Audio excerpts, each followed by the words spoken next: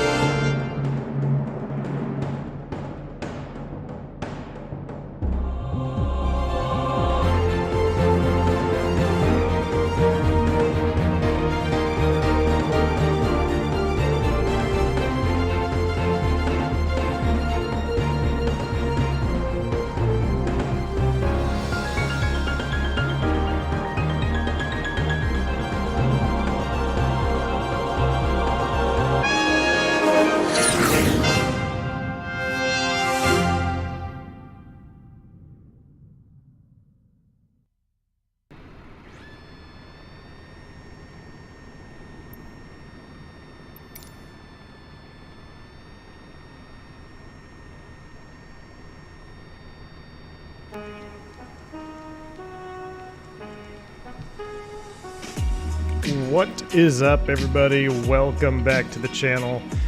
It's been about 4 or 5 days or so since we had a live stream here. Actually, it might be 6 days, right? It's Thursday. 6 days since we had our last live stream. I am back. I just got off a 4-day pairing.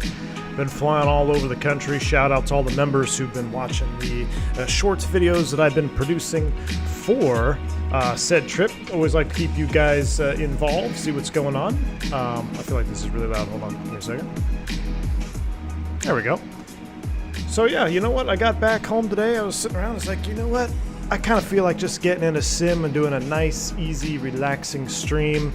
And then I said, you know what? I want to go into Alaska and fly around. Then I decided that we're going to go into Juneau, which is probably illegal here with the 320 Neo. And the weather is pretty sketch right now. I think it was down to 4 miles viz, and that's what's required for Cat A and B aircraft. We are clearly not that, but we're going to try to do it anyway. So I hope you guys are ready to tune in for a little chillaxing Thursday afternoon stream. Paul Shoesmith, good to see you. Alfie Douglas, Blue Bear, Flight 477, Team Vodka. What is up, man? Fubar, good to see you. Jones, good to see you as well. And Mr. James Monks, David Edwards, Gene R. Houghton, howdy, howdy, welcome. Well, I don't know why every time I want to scroll my chat box, it also scrolls Microsoft. A little bit weird there, but all right, what is up, dudes? Let's go ahead and get this show on the road, shall we? I'll go ahead and kill the intro music there, and we are going to get this Alaska A320 Neo fired up today. We are in Anchorage, and it looks like we're either sitting on a snowdrift where we got some very uneven terrain. This is going to be very interesting here. And we're actually pulling a wheelie now that I look closer. Check that out. Our nose wheel is actually off the ground. But hey, it's okay. We have a better pushback mod that is updated, so we're going to try that out. I know a lot of you guys wanted to see the pushback get an update. I mean, it's been, I think I've been messaged about 476 times about the toolbar pushback update. So yes, I am aware of the update, and we got it, and we're ready to roll. So let's step into the flight deck here, ladies and gentlemen. Cold and dark indeed. Let's go ahead and come up to the overhead. 26.8. We're looking for 25.5 minimum. Technically 25.6 and above. We got that. We'll go ahead and fire up this bird, get her warmed up here, get our screens on here. I'm really wishing we had terrain on ND for this approach. What's up, Crow? Looks like the ground is made of rubber. Mike's basement, it does look a little bit interesting here. Indeed. This is my first ever attempt at flying in Alaska. You know, we've been doing the South America stuff in Colombia, and I've always wanted to do some Alaskan ops, but I just didn't have the ortho or whatnot to deal with in X-Plane, so I kind of stayed away from it. But then I was thinking, you know what?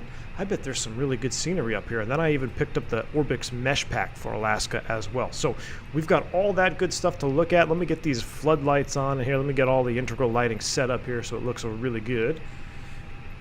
Landed at Grand Rapids just in time. Rotor Fib, welcome aboard, sir. Welcome aboard. Look at this beautiful 320 cockpit. A little bit snowy here on the ramp. All right, let's go ahead and do our overhead flow. Up the left-hand side. Cruise supply oxygen, come on. Ground control push button. CVR test. Check. Up to the 8 ears. 1, 2, and 3 is on. Let's come to our lights. We'll go auto, nav position 1. Seatbelts can stay off. No smoking auto. Emergency exit lights arm. Landing elevation in the auto position, which it is. Coming up here to our packs.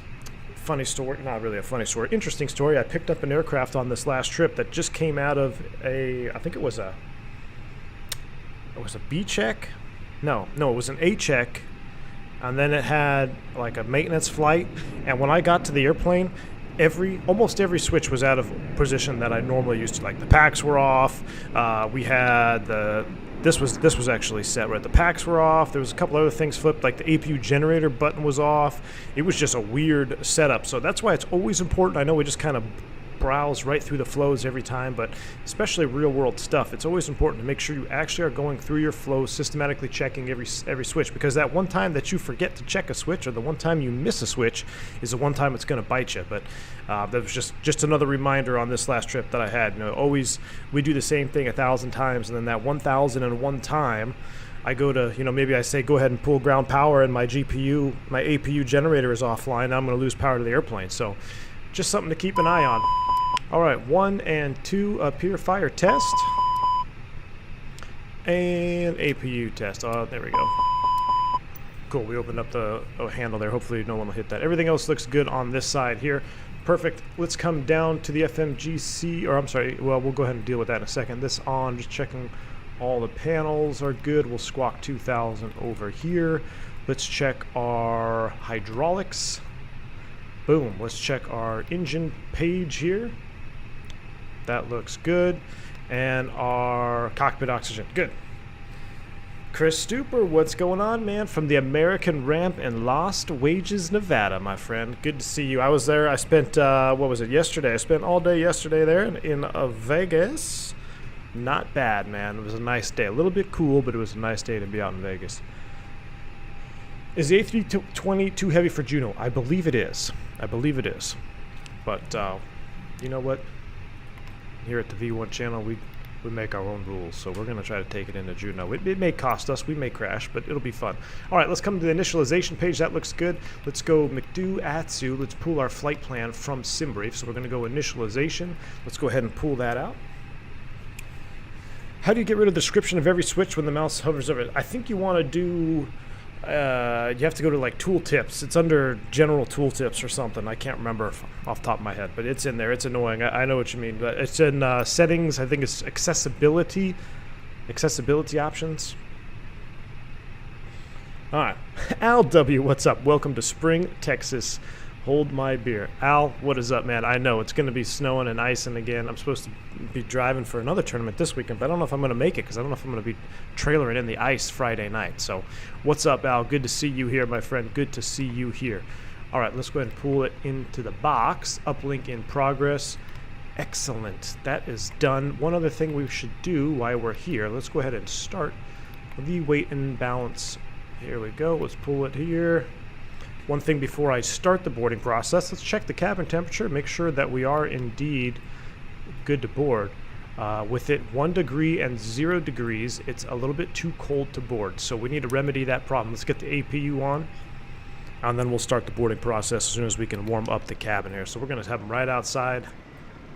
Let's fire it up. Take a listen.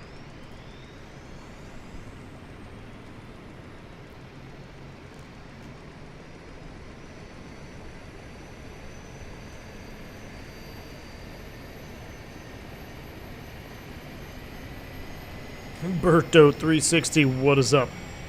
Good to see you, sir. Welcome to the stream, man. Welcome on board. We're just firing up this APU in the Lustery, Anchorage, Alaska. What is the temperature, by the way? We got live weather on.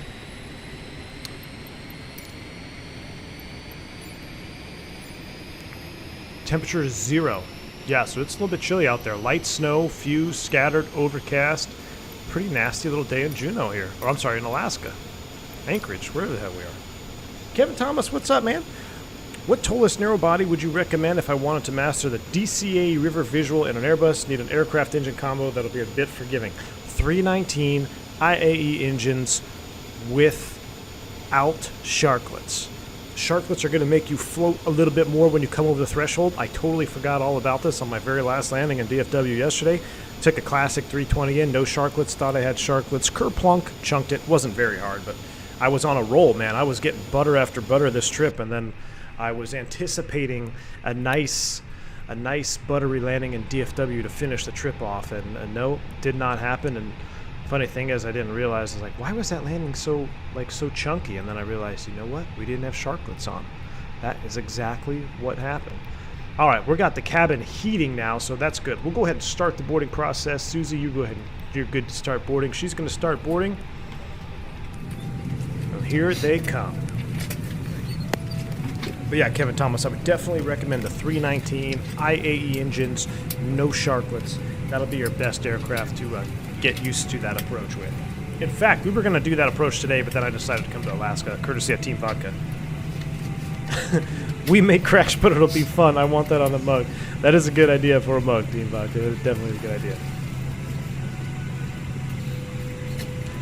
Jeremy says, I found some 320 study guides last night, and I have it in front of me. Should quiz us later. Ooh, maybe we should do a little aircraft quiz. We have about 500 miles en route, and we're going to need a good 250 miles to prep for the approach. So that will give us some time, a little bit longer flight en route, maybe an hour 40 or so in cruise. So, well, probably a little bit less in cruise time, probably about an hour and 30 in cruise. So, Jeremy, that's a great idea. Remind me once we get to cruise. I, in facto, do have my company iPad with me here today, so we can do some Airbus knowledge testing up at cruise. That sounds fun. I am not using payware weather. I'm just using default live weather, my friend. Default live weather. All right, we do need to figure out the rest of this flight plan here. So, let's come back to the initialization.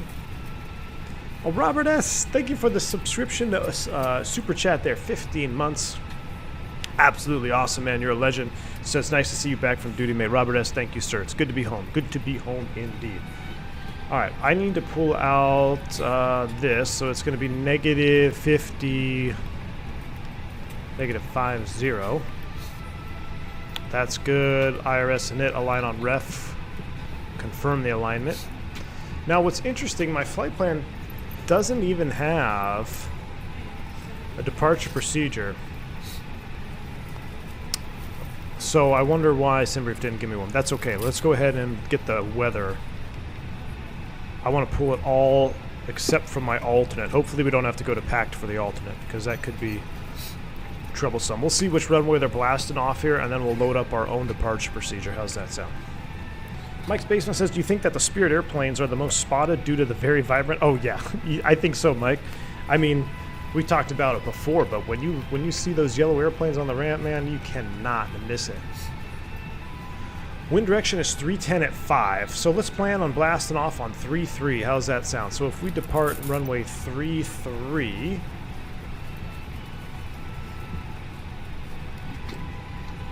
Where are we at here? Departure 33.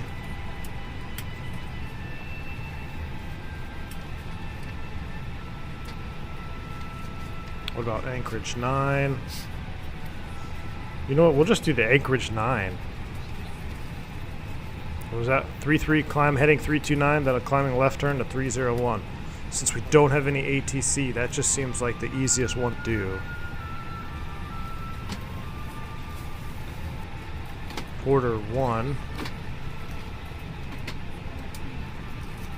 Can't use this on 3-3. What's the turn again? 8. No, we'll just stick with the Anchorage 9. We'll do Anchorage 9 off 3-3. Insert that. Out to Joe. I'm going to leave that disco in there. Let's take a look at this.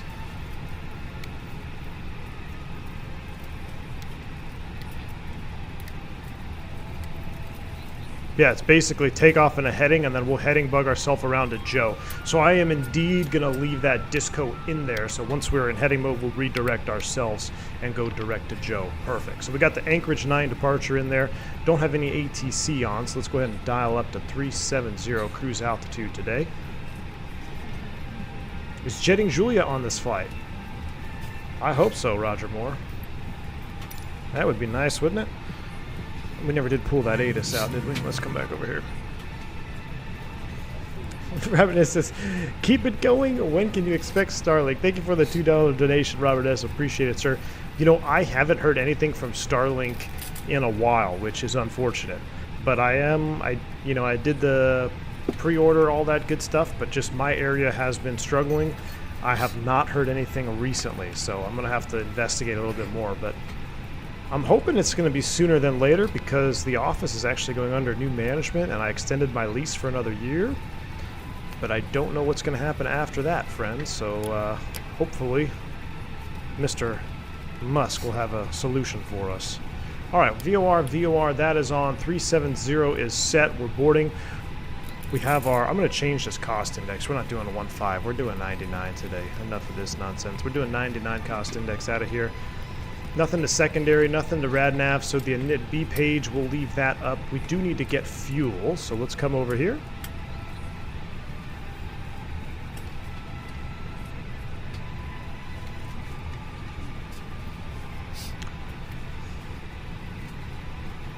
Let me pull up my sim brief. How's it going, Cap? Went to Arizona last week, flew down on a 333 and came back on a 321. It was a real treat. Captain McGee. That's awesome, man. You got to fly 2 really nice airplanes on that. Very nice, sir. I do love Arizona. Good place to be. Let me see here real quick. I got to pull up my flight plan. I never got my block fuel, which is going to be 13,566.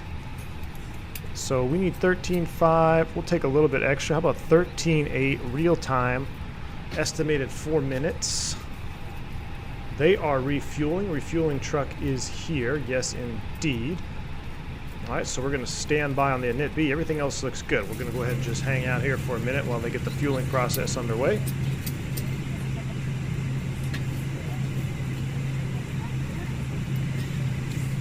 You'd think Elon would be prioritizing Texas since he's moving Tesla there. You would think so, Team Vodka. Well, funny thing is, I believe South Texas, there's some areas in South Texas that are Starlink capable already. But I'm on the opposite side. I'm up north, so it kind of sucks.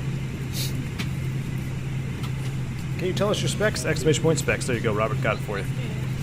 I love your recommendation with the IE engines. I am reminded every time I look at my ceiling light, the fixtures are shaped very much like the IE gallons. Excellent, Kevin Thomas. Excellent.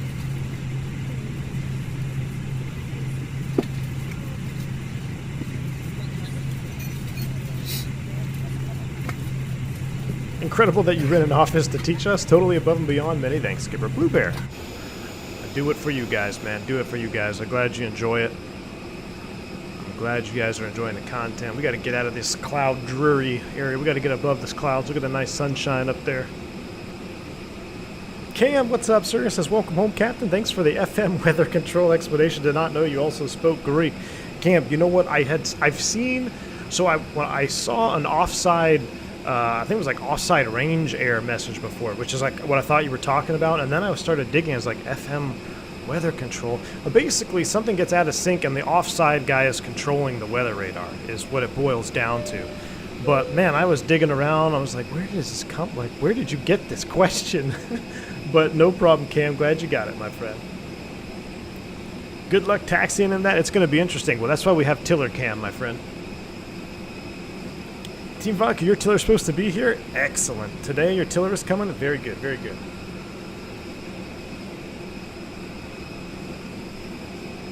Rusty C, what's up, man? Welcome back to this. Welcome back, sir. Commercial pilot, 11 months.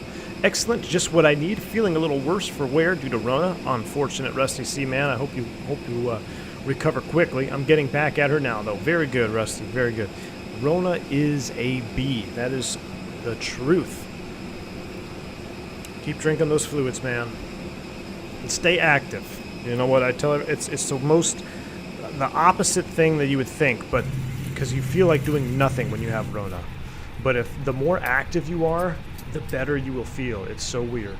So even, I would just get up and do a walk around the house. I get up, walk the dogs around the house outside for a little bit. Like every little bit helped. It made me feel better and better. All right, we're almost done refueling. We're waiting on that. We have our ATIS. Let's just make sure everything else is done. Cockpit doors open. We're not squawking anything. How is our cabin temps? It's probably starting to cook in here. I can feel it. Wow, not really. It's still pretty good. 15 C. Well, I'm assuming this is in Celsius. Ours are in Fahrenheit. So that looks good. We'll keep it warming. That is good. We'll go ahead and disconnect from the external power. We're going to leave the fuel tank pumps off because we are still receiving fuel. So we're going to continue to stand by here. Do I recommend Microsoft instead of X-Plane? I would recommend Microsoft instead of X-Plane 11, just because X-Plane 12 is around the corner. I wouldn't dive into X-Plane 11 just like at this moment. If you may want to wait till X-Plane 12 comes out, if you can wait that long. I mean, you can definitely get the demo version of X-Plane 11, try it out for a couple minutes, see if it's something you're really going to be interested in. But just remember, X-Plane 12 is around the corner, and I think it's going to render 11 obsolete. It will for me. It's day one of X-Plane 12 drop. I'm uninstalling all my X-Plane 11 stuff.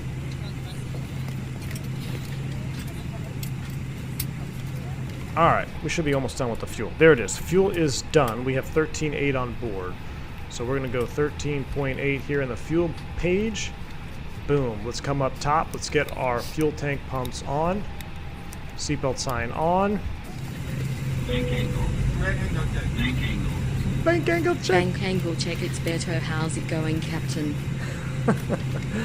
Berto, thank you for the bank angle check. A $5 dono there, my friend. Very, very much appreciated. I love that. Never gets old.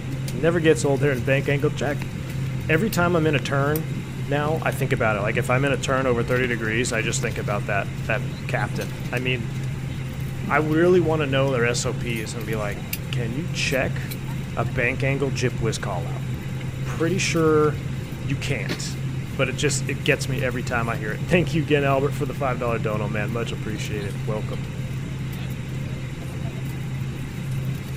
What spoiler mod do you use with the Honeycomb Bravo? I get them off of Etsy. You know what? I've been meaning to put a link in the description. I will do that hopefully after the stream. But yes, if you are curious, we do have our tiller cam up. We've got our Cat 3 design tiller. Got the FSprojects stick, and I'm really looking forward to flying with it. We've only done one flight with these new throttle mods here with the full-size grips, which they are just about... Actually, you know what? I think they are pretty much full-size. The only difference is the real airplane is the smooth plastic, kind of like how the base is, what the base is made out of.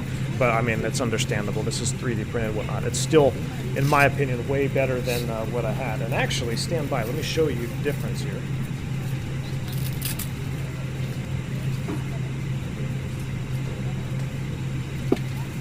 Just for size comparison, this is the standard Airbus one. Look at the size of that. I mean, the Airbus one is, I would say it's almost half the size. It's not quite double the size, but it's almost. That's how the difference is on the grips there. Huge difference. Alright, we'll bring you back to the live cam as we get ready to get out of here. Alright, I think we are just about ready. Let's come down to the McDo. Let's go Atsu. Let's brief our taxi out of here because I am unfamiliar. Let's come to the weight and balance page, see what we got. We are almost done. So, pull up the Navigraph here. Why does this keep resetting? I think XP had this issue. If I recall, I think he had the same issue with it resetting all the time. All right, 10.9 page. Nope, 10.9. There we go. That's the one we want. All right, we're at the gate 5, so I think we are over here.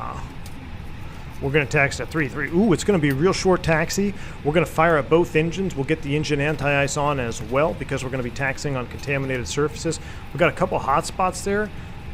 This is probably going to be pretty difficult to navigate because I assume everything's covered in snow. So we're going to have to really pay attention to the signs. But basically, we want to get to 3-3 via Romeo.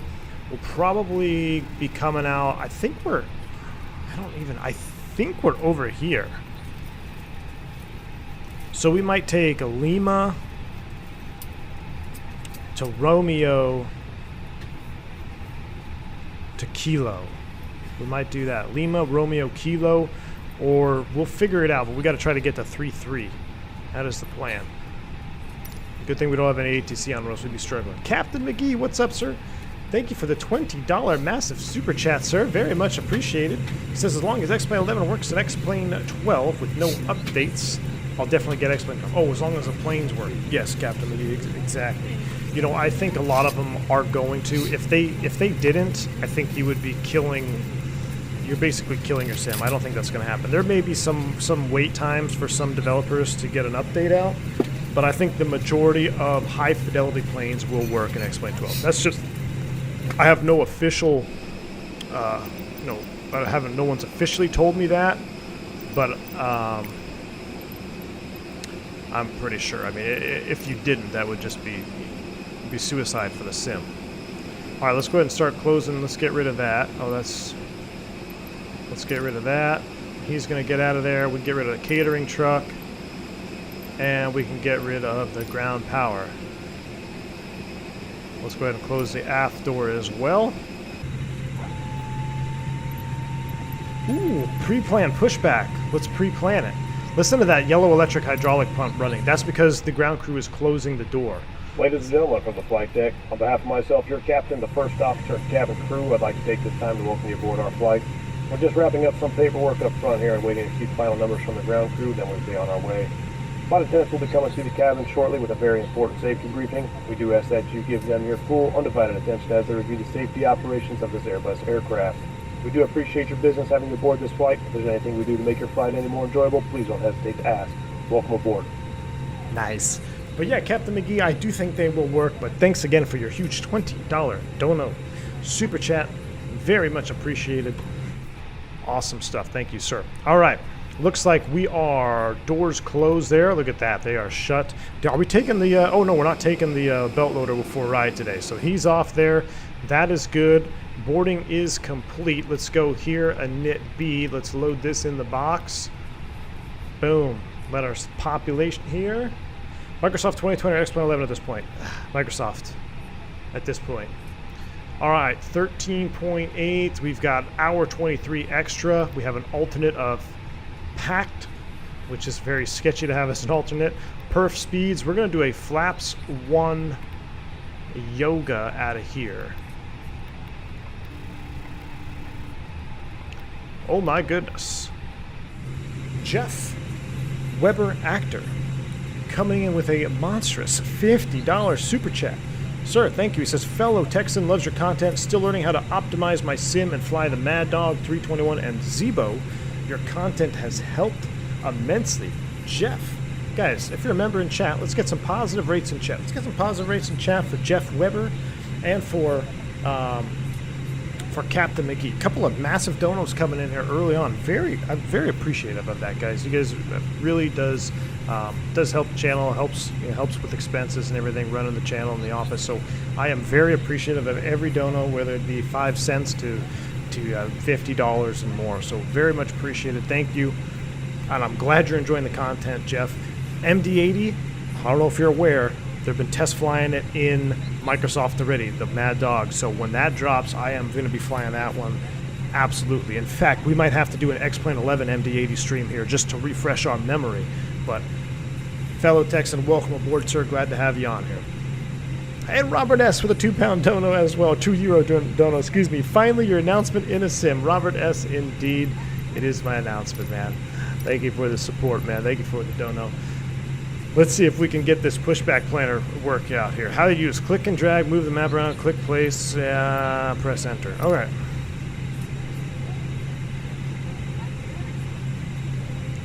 Let's just push back like that, huh? Enter. Cool. We're pre-planned. All right, everything else is ready to go. We got our speeds in, and let's go ahead and close the cockpit door. We're good to close. We're not quite good to close. We're not quite good to close. We need to go doors forward. We need to close that cabin door. Robinson, thank you for joining the channel with the exclamation point welcome. That'll get you more information on your perks. Glad to have you on the channel. Get access to some additional videos, some shorts videos when I'm out doing real world flying, and of course the V1 After Dark podcast and section of the Discord. So welcome aboard, Robinson. Glad to have you on, my friend. All right, that is on. Windows, door, and slides there closed and on. Armed, beacon on, thrust levers idle, parking brake is on. 4-star checklist is complete. Let's pull the jet bridge back, or did it come off? Oh, we gotta pull the jet bridge back too.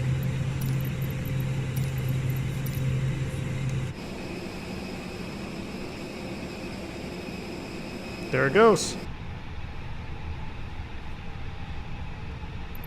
All right, I'm liking this little pushback tool here. I'm gonna see if I can hide it out of the way for you guys. You don't have to see it up there. Let's see. Yeah, that's cool. That works. All right, are you ready to push? We're ready to push. Let's do it. For the first time ever. Request pushback. Cockpit to ground. This is ground. Stand by. All right. We got our V speeds. Everything is set. 370 is set. We're going runway 33 confirmed. Fuel is on board and it is done. Your light vest is in a pouch Beautiful. under your seat. If instructed by the crew, tear open the pouch with the vest and pull it over Robinson the back. has been here for a long time. To me, you're the best #1. Robinson, thank you so much for that. Really appreciate the kind words, sir. Glad to have you on board as a member in Team Green. Welcome. A locator light on the shoulder will turn on automatically. What's the main difference between 11 and Microsoft? Beckham, X-Plane 11 definitely has much more in-depth content right now. The reason why I wouldn't suggest getting X-Plane 11 right now is because X-Plane 12 is on the horizon. All doors and hatches closed and all ground equipment is removed. The parking brakes are set. You may lift. Parking brake set. Lifting the aircraft. If there is a change in cabin pressure, 4 oxygen masks will drop from overhead. Firmly pull the mask towards you to start to slow We're down. cleared for start and push. Okay, cleared for push start. Please release parking brake. Parking brakes are released.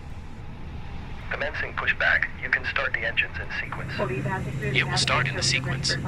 Roberto, dig the music for the short video yesterday. Awesome, glad you like that. Little Aerosmith. Yeah, so, oh, look at the nav light reflecting on the truck. How cool is that? That is cool. I feel like it's nighttime, but it's early morning. We have to get above these clouds. Yeah, I'm glad you guys like those. You like those shorts. I like making them. They're fun. If you're unfamiliar, for my members, whoa, stand by. Where are we going here? What? This is going to be an interesting taxi out. This is going to be very interesting.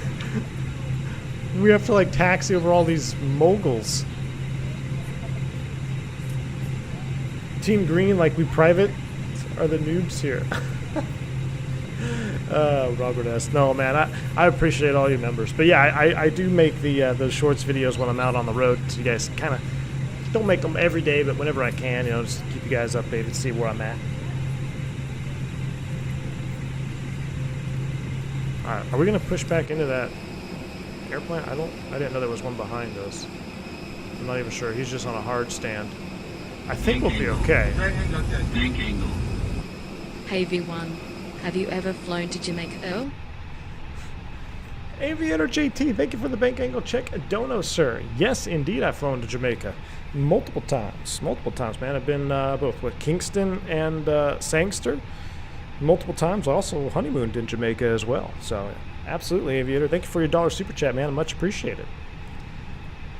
All right, I think this is a taxiway line. I don't even know where we are. We're going to have to figure out where we are here. I think... Okay, pushback completed. Please set your parking brake. All right, brake set. Parking brake set. Parking brake set. Lowering aircraft. All right, he's going to lower. Let's go ahead and start up the engines. We're going to start both because we're going to taxi on a Ground. contaminated You may surface. disconnect. Okay, sir. Clear to disconnect. Pin has been removed. See you at the side. Have a good flight. All right, well, it's been much. It was, Holding position waiting for the visual. Thank you and goodbye. all right. Still a little bit long-winded. Anyway, everything else is good. Here we go. Starting engine 1. Guys, enjoy the startup sounds. Here we go.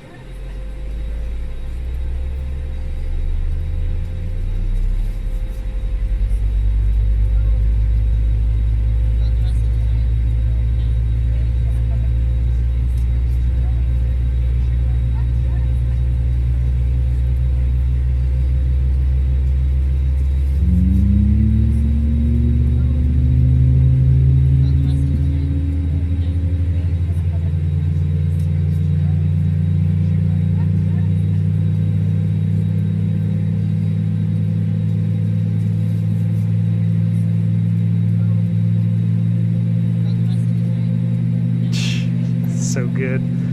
It's so good.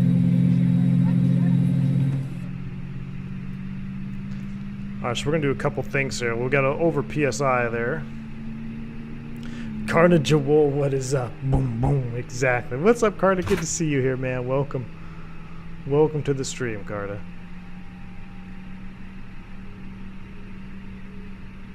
Alright, good start on engine 1. Let's go ahead and start number 2. Turning 2.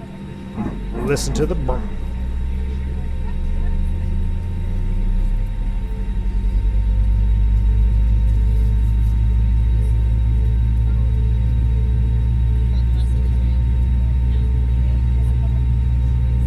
I'm not sure if that aircraft is under tow or if it's just sliding down the snow-covered ramp.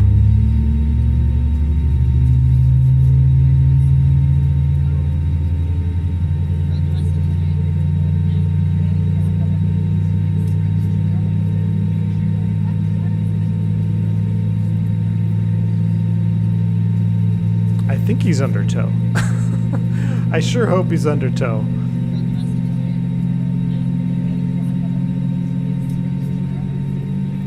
We gotta figure out where we are here. I think...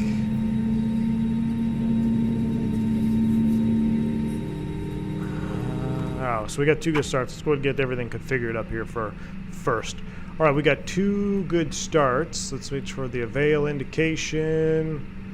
there it is. So that'll go normal. We'll go to tiller cam. We'll go spoid brake arm, flaps 1.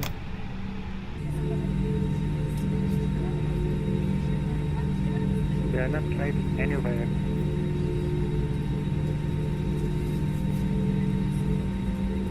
Somebody just taxied under that airplane. That's interesting. Okay, there's a lot of interesting stuff happening here today. Let's go back to live cam for now. We got 2 good starts. 1+F is set. APU bleed is coming off. APU master is off. Engine anti-ice 1 and 2 are on. And here's the thing. I've noticed some inconsistencies with Microsoft's icing model. So this is not a procedure that you would do in real life. But I'm going to turn on the probe and window heat because I don't think it knows that it should be on, because I've actually had my pitot tubes freeze up on the takeoff roll because I didn't have the probe and window heat on. In the real airplane, this comes on automatically after engine start. We would only use this push button to defrost the windows at the gate so we could see outside. So this is a non-real procedure, but we're doing it for Microsoft purposes because we don't want to have a airspeed failure on departure. So that's why we've got that set. I'm going to go ahead and turn these temps down a little bit now. We got the engine started. We'll go ahead and bring it back to normal or so. That looks good. All right. I think if we're heading 150, let's just get out here, find a taxiway, and then we'll go from there, huh? All right, taxi light is on, tiller cam is on, brakes are released. Let's go find a taxiway here and see where we're at.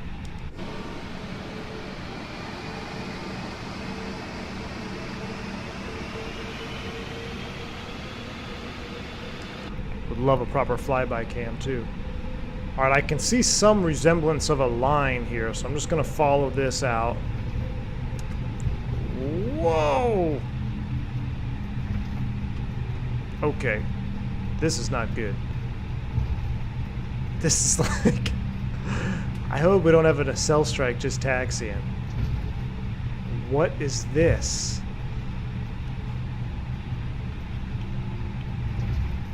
Alright, forget the line. I'm just going to try to taxi not on the moguls. Scott, you got a notification that something is being delivered to your house from Australia today. I wonder what that could be, Scott. Awesome, man. You're going to absolutely love it. Absolutely love it. Alright, where are we at here? Let's go ahead and let's just go ahead and hold right here. Let's see what we can see. That's 25 right and 7 left. This is Golf and Kilo. So here's Golf and Kilo. So I think we're right here. So I think we're going the right direction. Let's go ahead and get going. We are definitely off-roading, JR. I don't know what is going on here with...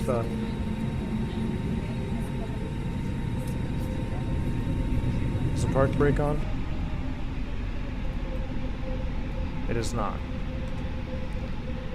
There we go. Come on, baby. I just don't want to have like a crash or something right now. That would not be good. I probably should have done a test flight. Alright, here's Golf. We're going to make a left onto Kilo. Right? So Golf... Oh no, we want to make a right onto Kilo. Yeah, we want to make a right onto Kilo. Which is this way. Because that is 25 right and 7. Yep, so we're going to make a right here.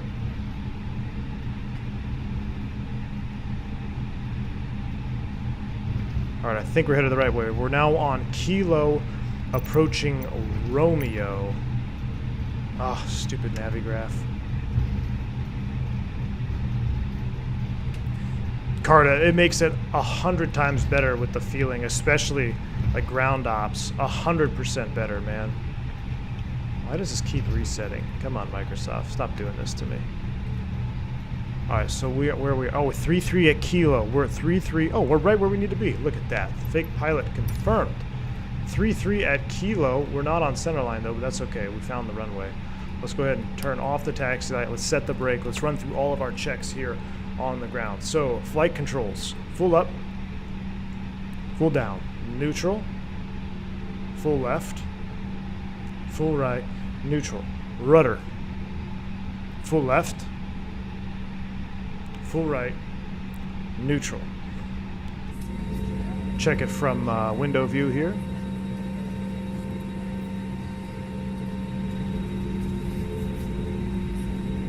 It's because it looks cool. I like doing that. All right, auto brakes max.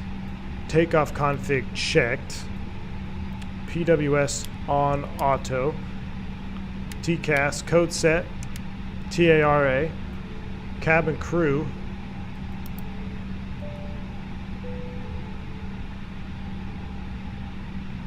Has been advised. Let's do it. You guys ready? Anchorage traffic, Alaska 357, departing runway 33 to the north, Anchorage.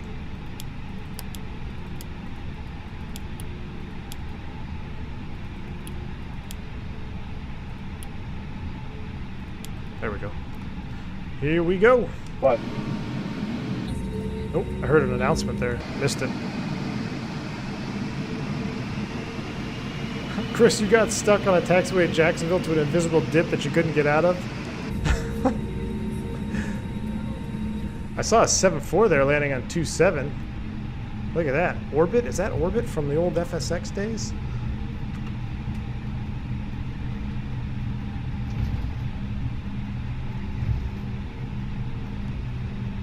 Alright, I think this is the runway. It is the runway. 3-3 confirmed. We made it. This could be an interesting takeoff, though. Look at the bumps on the takeoff. I'm a little bit nervous. I'm a lot of bit nervous on this. All right. Whatever, we're gonna send it anyway. You guys ready? Let's break some rules. I'm with you, James. Let's break some rules. I gotta put that on the mug. Spool them up 50. Give me Togas in chat. Here we go.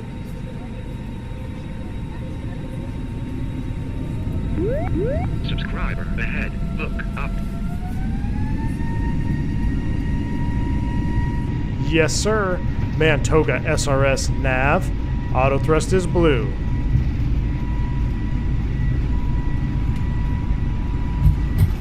Thrust set. And Alaskan, that's lighting up. 100 knots. We check that. I'm concerned with runway here. V1. Rotate. Nice and easy. I don't want to have a tail.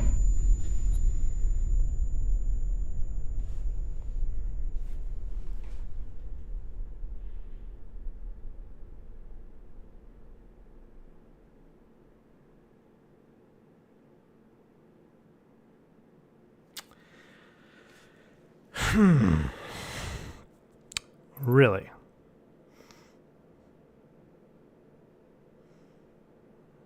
What?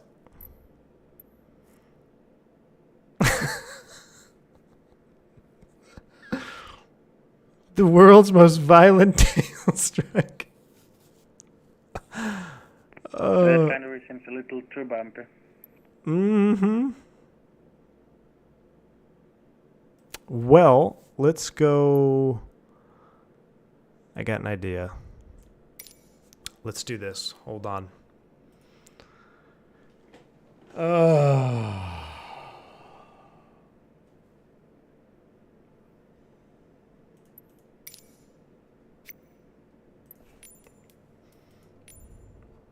Microsoft. Let me pull everything back and let's just load it right from the runway and get out of here. The Pratt and Whitney engine fault still affecting the Neos? I think the sim registered the bump as a crash. I probably should turn the crash detection off. We'll try one more takeoff here. Can somebody call maintenance to clean the runway? Anchorage Tower Bourbon 1 ready at runway 33 departing straight out. Here's what we're going to do. Here's what we're going to do. We're going to go flaps 3. Flight attendants, please prepare for takeoff. Tell me my flight plan. My flight plan is still in the box. We're going to go flaps 3.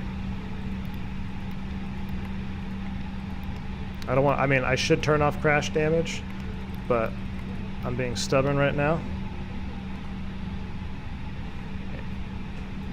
I want to beat this. Round 2. Here we go. Max Yoga's in chat. We're doing a static takeoff, Toga thrust, and you know what? We're actually doing this. We're getting airborne. We're getting airborne before we bump out. Not strictly legal. Give me Yoga's in chat. Spool them up 50. Oh, fuel, Kyle. Good point. No, we don't have enough fuel. Good point. Hold on. Stand by. Stand by. Stand by. Good. Hey, whoever said that, Kyle Longley, you just saved us here. Kyle, yeah, you get a gold star for that one, my friend. Instant refueling done. Our trim and CG's all off, but I don't care. Here we go. We're gonna get out of here. I'm gonna beat this. We're not turning craft detection off. We are gonna beat it. Let's go. Lights on.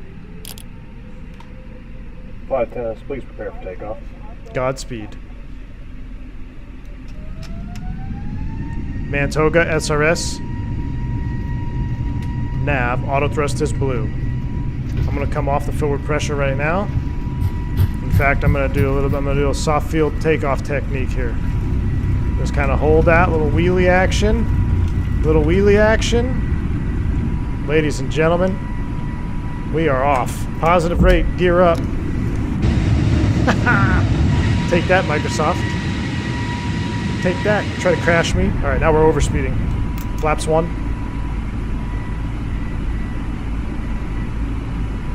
We're going to need our leads on for engine anti-ice.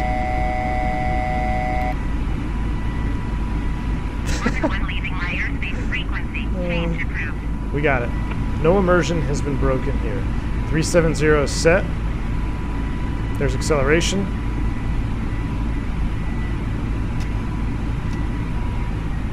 I'll leave it there in MCT for a second. Let's go 1, 2. Thrust climb, auto thrust, S speed, flap 0.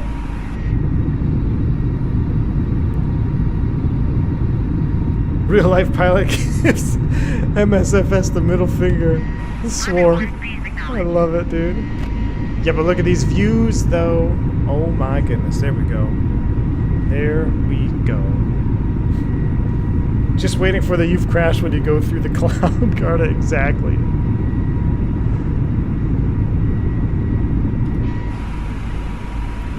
Alright, let's go ahead and set up a direct to Juliet Oscar Hotel. I believe the meter was 71, if I'm not mistaken, so let's go ahead and reset that. Orbit 1, please acknowledge.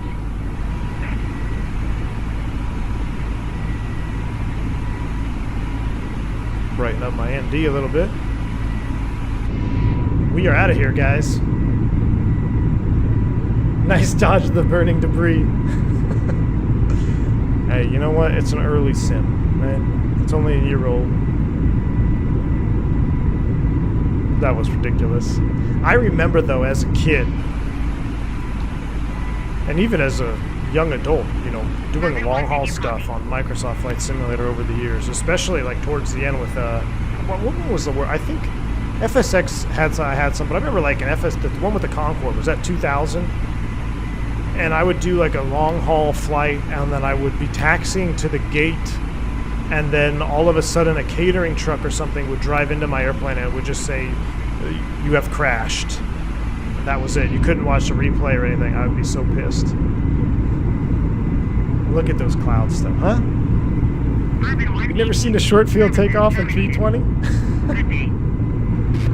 Oh, I'm gonna reconnect to that. Reconnecting. I didn't want to connect while I was on the ground there. We're reconnected. We're back on VATSIM. We're back. Nothing to see here. Look at these views, though. Good night.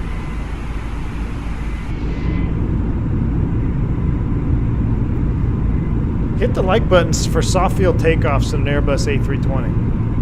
If you've never seen a soft field takeoff performed in an A320, hit the like button. Because we just did it. I think that was 10,000, right? Oh yeah, we're above 10. Let's go ahead and let's turn these off.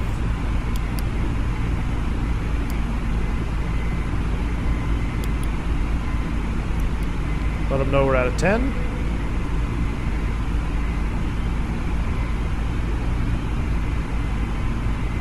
Put that nose down a little bit.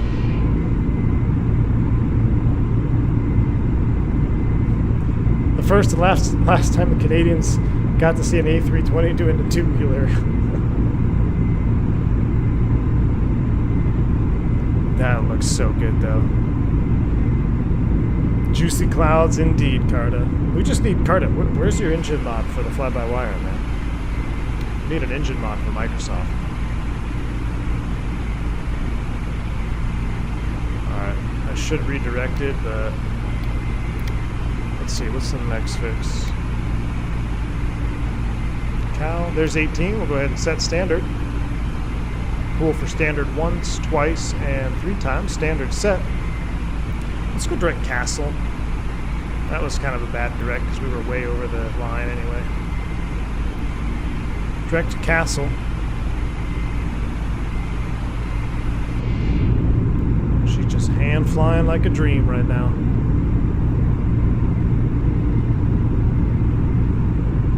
X-plane forever. Ooh, Carter, they are? Excellent. I feel like the instinctive disconnect buttons on your thrust levers are smaller than real life. These up here? Nope. They feel exactly, I think they feel almost exactly the same, to be honest. They're small. Just in real life, they're small. They are on the real plane, they're indented a little bit, if that makes sense. Like there's a little bit of a ridge around the edge of the thrust lever, and then the button sits. But as far as the red button itself, it is pretty accurate. All right, we're still topping some ice, so we'll go ahead and leave the engine anti-ice on for now. We'll go ahead and turn AP1 on. Let's go back to live. We're climbing to 370.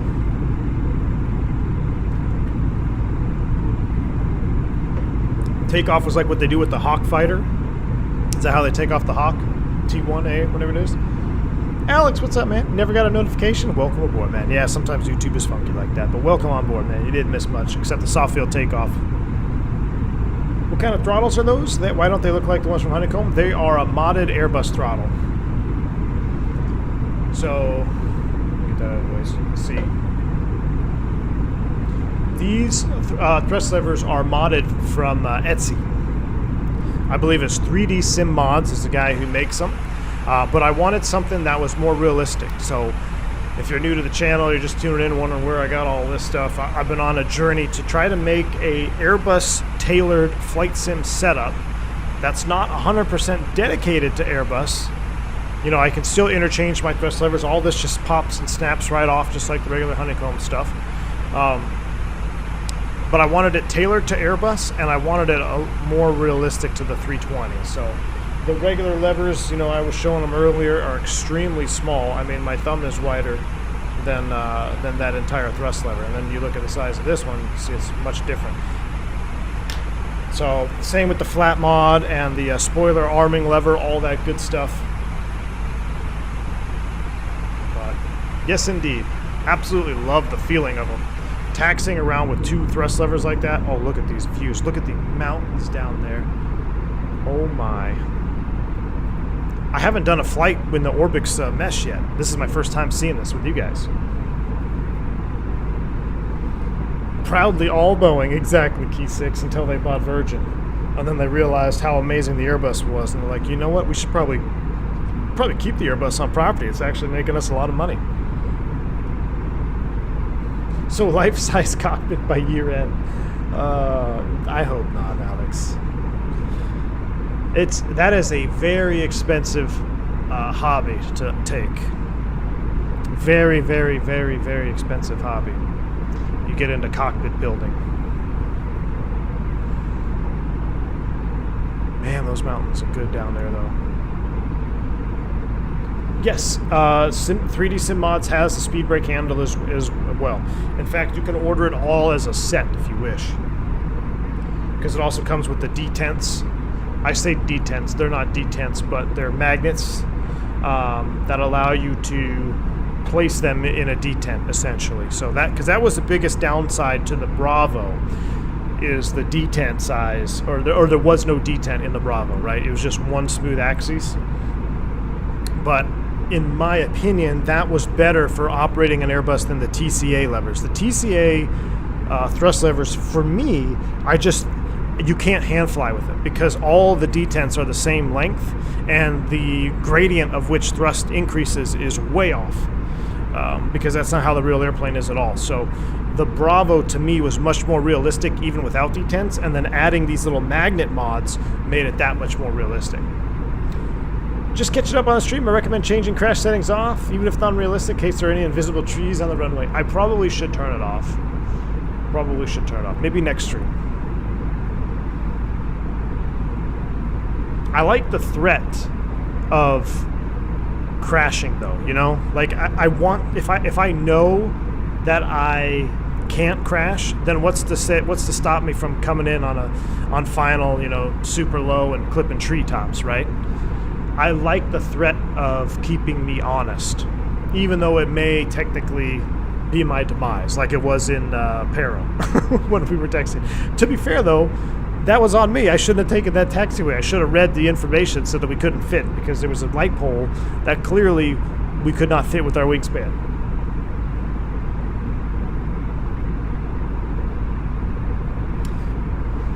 Hawk says, V1, anyway, can I send you a payware mod as a gift? Wanting to thank you for your stream and also improve your sim. Whoa, what was that?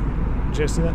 Wondering if it's a possibility or not. Hawks, absolutely, man. Well, thank you for that. Yeah, if you want to send me a DM on Discord, you can send me a DM on Discord. Whoa, phone volume's on. If you want to send me a DM on Discord or send me an email through my YouTube page there, we'll chat. But thank you, appreciate it, man. Thank you for wanting to support the channel. Simple Takeoff says, I'm reinstalling Microsoft in vanilla state to see if I get live weather back. 20 hours and 52%. Oh my gosh, Simple Takeoff. I'm sorry, man. I'm sorry you have to go through that right now. Aviation grade light poles at peril. Or when you go across bridges, or was that X-Plane? Carter, that was X-Plane. That was me. But that was,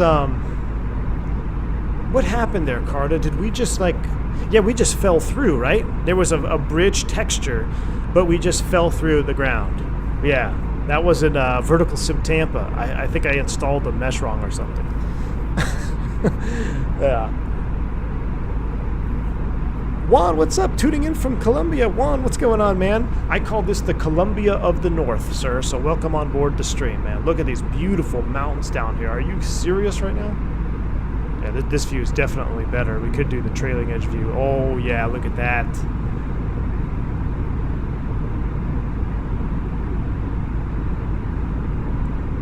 Jeremy says, I'm looking at my study materials and wondering what the buses are that are labeled S-Shed. That is your essential shed bus, Jeremy. So that is your essential power bus. Basically, if you look at the overhead, when we get to cruise, we'll go over some of that too. But you want the essentials power, right? Essentially, that's the essential bus. And then there is a DC and AC essential shed. But yeah, you're getting into the essential bus is what the ESS stands for. Bridges in Tampa. Yeah, that's... You know, the problem with that stream was, it was so disheartening because we did everything by the book on a VA Friday. We're doing the V-Spirit FNO, where there was traffic. I think it was a longer stream too. So we've been flying a long time, did everything by the book, and we're taxiing to the frickin' gate, and we go through the ground. It sucked. But that's just simming in general. The ironic thing was I taxied over that very bridge, like a few days after that. Well, ladies and gentlemen, once again from the flight deck, your captain speaking. We've just reached our cruising altitude for the flight. As we begin to settle in, I do want to remind you to please keep your feet elbows clear from the aisle, as the flight attendants will be coming through the cabin with galley cards shortly. Also, one more reminder to please refrain from congregating near the front galley where the flight deck door is located. Thank you. Man, that sounds like a real fake pilot. All right, we must be in cruise. We are indeed 370 Mach 78. Seatbelt sign is off. Let's go ahead and turn our engine anti-ice off. We don't need that way up here. Seatbelt sign off. Ice is off. We're cruising and grooving. Let's do a systems check here real quick. Step through the systems page. Our oils are overpressuring. That's normal. We're on system 2 here for the controller, CPCS controller. It'll alternate between system 1 and system 2 every flight. Thank you for the new subscribe, Kotek. Here is our battery and electrical page. Here you go, Jeremy. Here's some more essential stuff here. So essential TR, DC essential, AC essential, hydraulics. Oh, I have to tell you guys about my hydraulic fault I had on the last leg, day 4, go home day, never fails. It was a simple computer reset, but it was one that I had never seen before. And it was right here, green system. Flight control aileron servo fault. We'll talk about that in a little bit. But yeah, Jeremy, you can see on the overhead too. So you notice where everything is pointing to? Where's all the generators pointing to? Alright, so generator 2 goes up to DC bus 2, right? Powers DC bus 2. Generator 1 goes to DC bus 1. AC bus 1 powers AC essential bus. APU power, bus tie, AC essential feed, AC essential bus. You want to keep that essential bus going. So what does the word shed mean in this context? That means off. So that means turning off stuff. So relieving the electrical system of those items. So give you a rough example. So if I wanted to shed the galley and cabin electrical load from the system, maybe I'm operating on a single generator and I need to conserve power, or maybe I'm running on an alternate generator. Wherever, if you're having a bad day, if you're in this case, but if you want to relieve the system of electrical load, you shed non-essential systems. So galley and cabin, even though it's an auto, it should automatically shed. If it doesn't, you can go ahead and manually turn it off here and shed that electrical power from the load. So you can preserve electrical power. So that's what shed means in this context. All right, let's go ahead and turn down this sim a little bit here. We'll go ahead and turn you down. And let's go ahead and jump outside real quick. Ooh, yeah. Let's find ourselves a good view. Let's go ahead and turn you all the way down to like 1.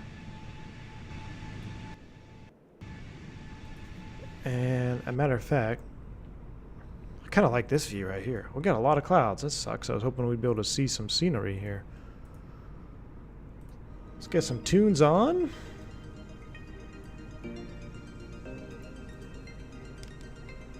Get that reset, put that out. I don't know where we want to park it. I guess we'll park it right here.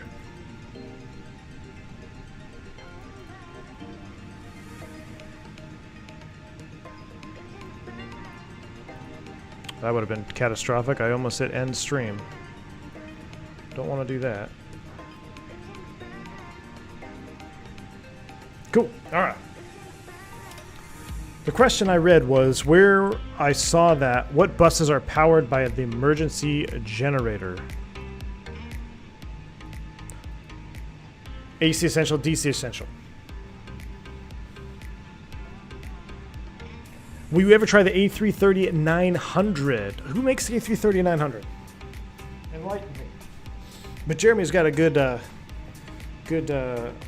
idea here. We got to do some systems review. I'm going to pull out my systems review as well. How long until TOD? Trying to grab some lunch? Mr. JR, I would imagine you got probably about an hour or so till we start down, so you got plenty of time. We're going to be talking some Airbus systems here in cruise.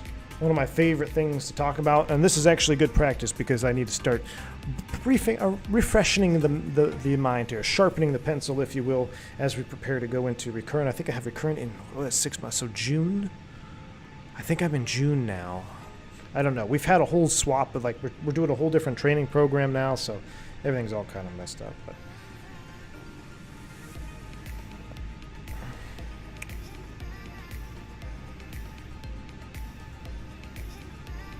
is the essential TR the essential transformer rectifier unit? Yeah, that's exactly what it is.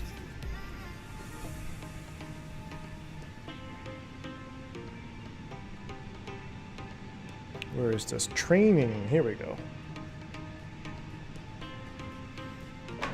How do you offset waypoint function, and how do you resume an actual plan after crossing the offset point? I don't believe it's modeled yet, Yash, but to offset, you basically have to do a lateral offset. So when you're looking at your McDo, every button on the left, think of it as left is lateral. So if you're making a lateral correction, you want to press the line select key on the left side. You select that waypoint, select lateral offset. You can select, or you can select offset. I think it's just called offset in the McDo when it's modeled.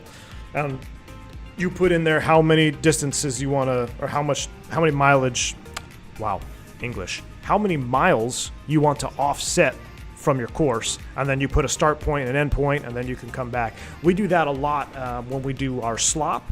We call that strategic lateral offset procedure. We do that when crossing waters routes or oceanic airspace. So you're not basically for wake turbulence.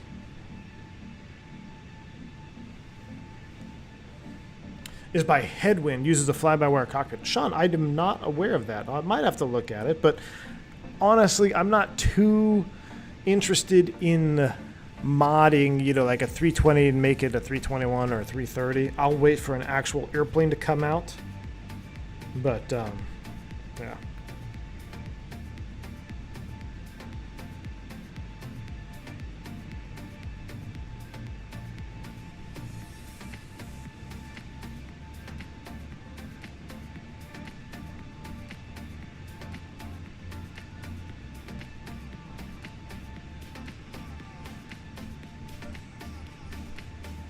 So, Jeremy, I was actually looking up one of the questions asked. So that main galley that we were talking about, that main galley push button here, this is an interesting, because I was asked this on a check ride one time. So if you look up here, the main galley and cabin push button up here, in the auto position, when does it actually come offline?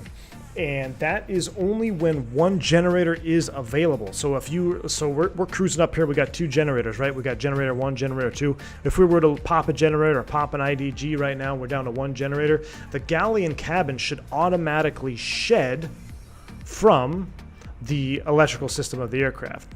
And I wonder what it looks like here. I don't think it's depicted here. I think it would pop up, but I mean, I'm curious now. Will I screw everything up here if let me turn off Gen 2.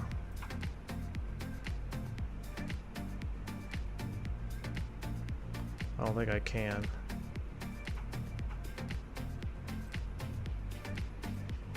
No, okay, it's not necessarily modeled yet. Once everything's back on, everything's normal. Yeah, so not fully functioning, but you could definitely power. So if Gen 2 comes offline, then the generator 1 will power AC bus 2 through the AC essential bus tie. So you could see here, this is a bus tie, AC essential bus tie, DC essential bus tie. I know it doesn't say bus tie, but that's what it is. So if Gen 2 came offline, we could power this entire AC side of the electrical system from one generator through this bus tie. Now the same could be said if you have DC power, say you have some type of failure that would cause that to happen. You can power the DC essential through DC bus 2, which is indicated up here by the arrows here, by the AC essential feed. So if AC bus 1, somehow we can't power the AC essential bus, we could go AC essential feed alternate, and we could power that bus as well. So it would make a lot more sense if we had one that was fully modeled. We could actually go down the rabbit hole. The question I read with a generator is what buses? It should be AC essential and DC essential.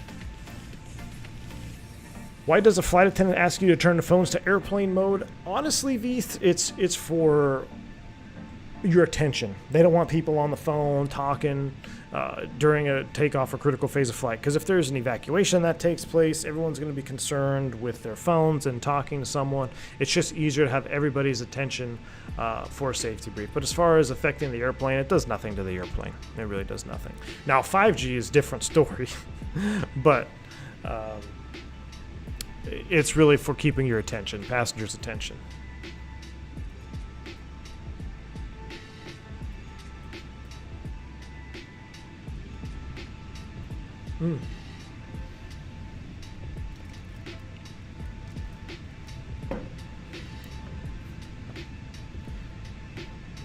All right, let's see here.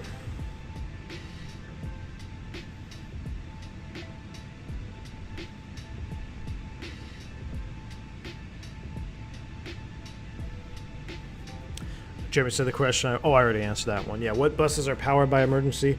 AC essential, DC essential, and then your shed buses will also be powered. Yeah, let's see. There's 4: AC essential shed, DC essential shed, and DC essential bus through the essential TR. So yeah, there's 4 buses technically powered, Jeremy. But there's 2 AC and 2 DC buses. But we're speaking Latin if we don't have a diagram to look at, essentially. We'll see. What are the good questions that we can get here? So what is an IDG? My first question is, what is an IDG? We've got 2 of them on the airplane. We got 2 IDGs up here. IADG-1, IADG-2. What are they? They're obviously important. They're guarded by these red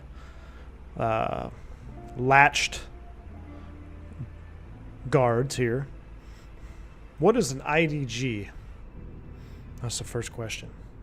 Do Alaska Airlines have 320 operating out of Anchorage? I do not know, Hayden. I do not know.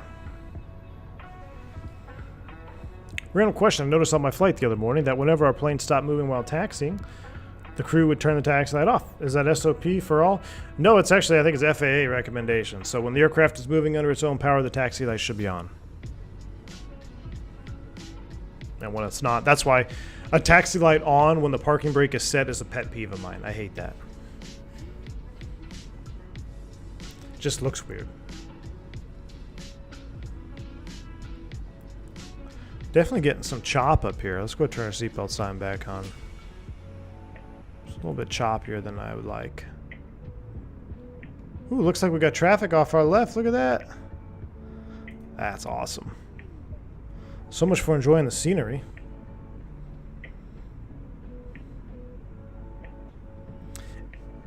Maximilian Integrated Drive Generator. Indeed. Converts the rotation of engine into power.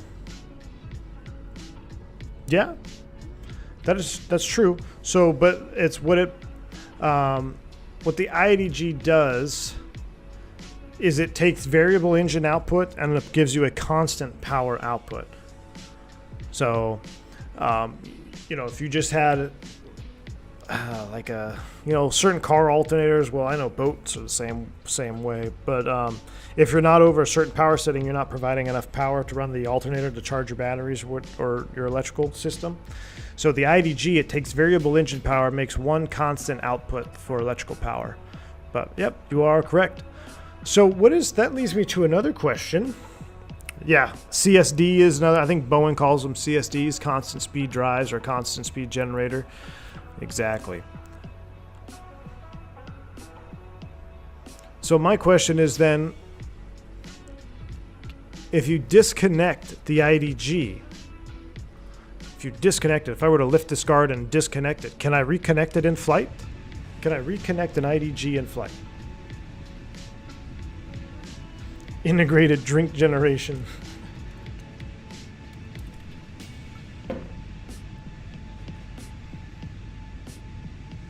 Jeremy, exactly. You nailed it, man. Yeah, I saw your answer pop up before I explained it, but yeah. Makes the flow of electrical current to the generators consistent.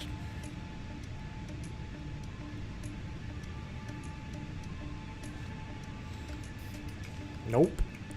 Nope is correct. Blue Max says you can't turn it back on until the engine restarts. That is actually, that's not quite true. So it's pretty cool how they work when you break them down at an engineering level. But the IDG, when you push this, you're supposed to be careful. You don't push it for more than 3 seconds because you could cause some actual mechanical damage inside the drive itself. But it essentially mechanically shears. So once you press the IDG disconnect button, there is no way to reset that puppy unless you have maintenance on the ground. Physically open up the engine cowling to the IDG and reset the drive. But it's a shear. I think it's like a mechanical shear pin or whatever is what it's called. So it is physically broken once you press that push button, and there is no getting it back whatsoever. I've never had to push it. Luckily. But I've had to go with generators out, but never had to disconnect an IDG on flight.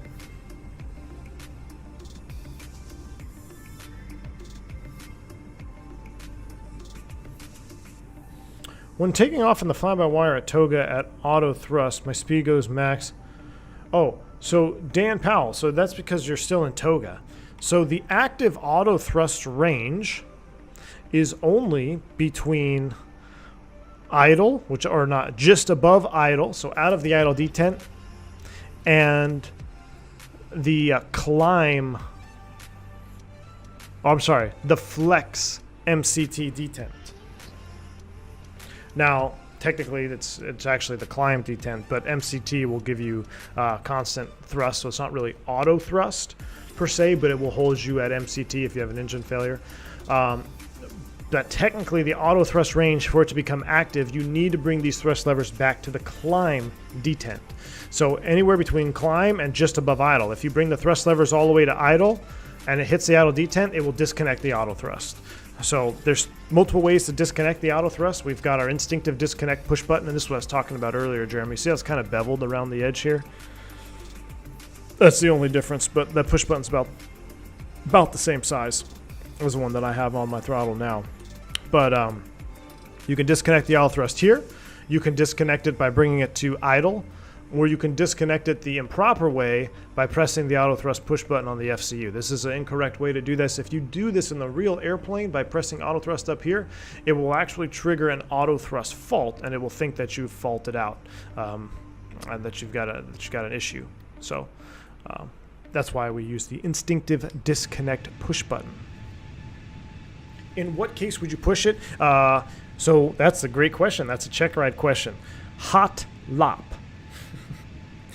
High oil temperature or low oil pressure are the main reasons why you would have to disconnect an IDG.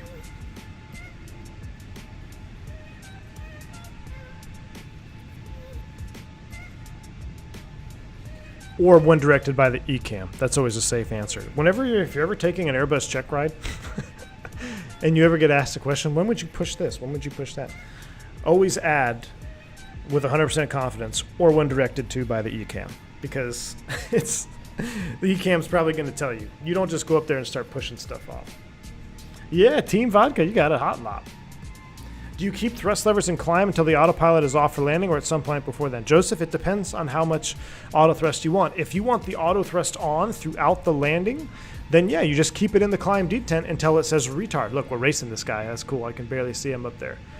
So when it says retard, that's why it's saying that, because it's essentially saying auto thrust off is what it's saying. It's saying auto thrust off, because if you don't retard the thrust levers, they're going to continue to maintain VAP. And you're going to be sitting there trying to flare, and then it's going to, you're going to spool up on you, and then you're going to float and have a really long landing. So when the airplane says retard, it's really asking you to bring the thrust levers to idle so you can disengage the auto thrust and land. Because if you keep the thrust in, it's going to keep trying to hold your VAP.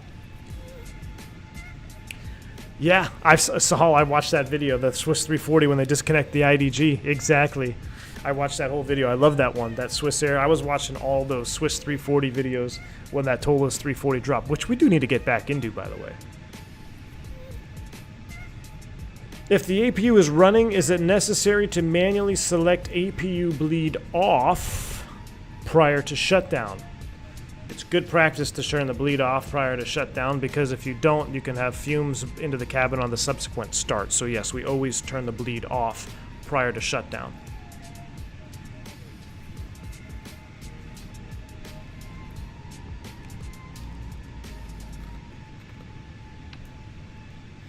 And you want to close the flap too.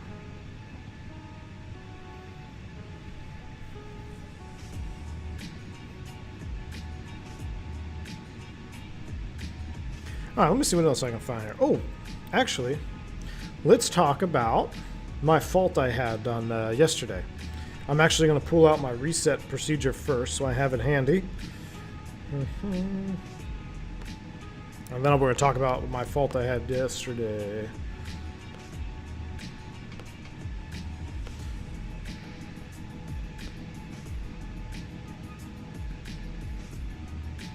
All right.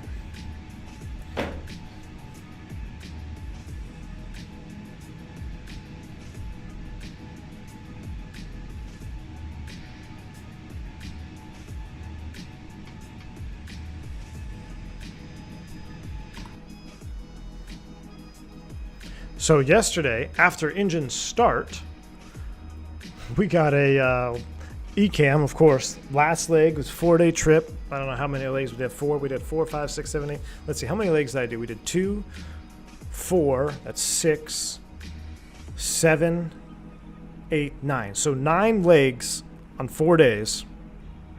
Not a single problem. Everything ran like butter. The 9th leg, go home day, day 4. Start engine 1. Ding. We had flight control aileron servo fault. I was like, what?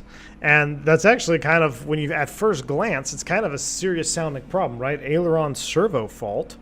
So I was like, well, let's see, what can we think about? And I immediately started going through my thought process. Okay, so what computers are running my ailerons? Well, I got my ELACs, right? We got ELAC 1, ELAC 2 on the overhead, which stands for Elevator and Aileron Control Computer.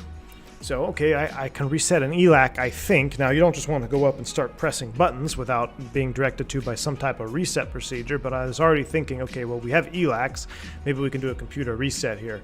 So I went and looked at the hydraulic page, and because I don't know what would be 1 or 2, and I'm sorry, not the hydraulic page, but on the flight control page, we had an amber box around the right aileron on the green hydraulic system.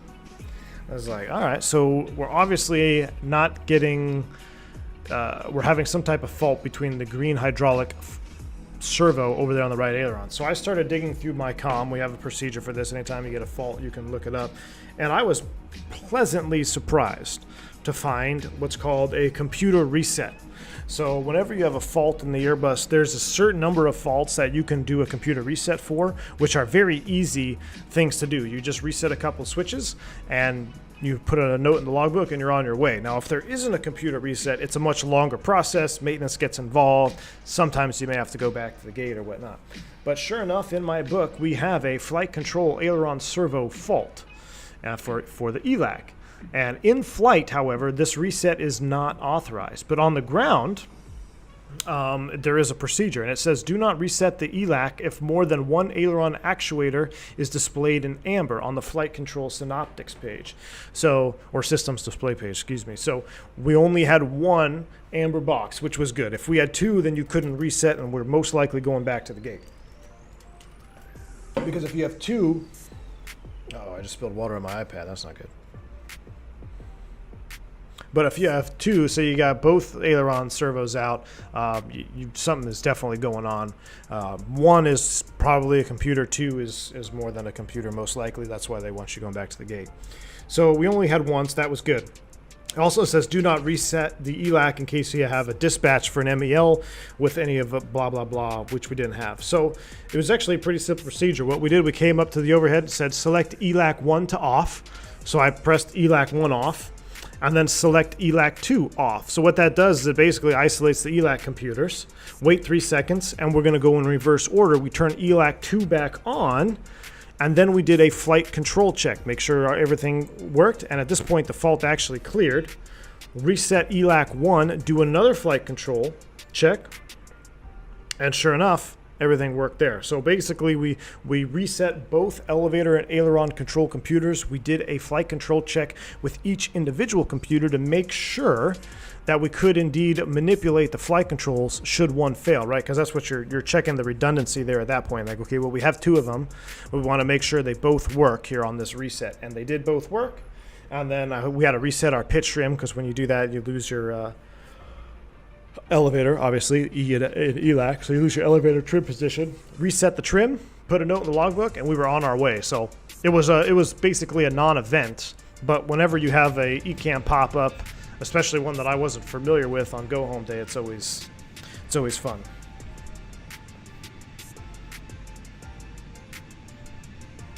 We actually have to start thinking about prepping for a descent here.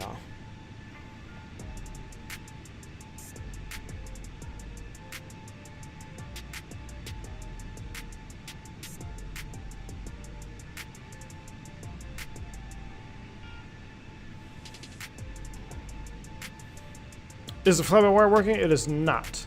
Or is the fly-by-wire VNAV working? Excuse me. The fly-by-wire VNAV is not modeled yet, correct. All right, we need to set up for an arrival. We're only about 240 miles out, so we're going to set up for an illegal arrival. I think we're going to do, I'm going to put a poll in chat. Should we do the LDA or should we do the RNAV, which would be illegal for our category? Both have their own challenges.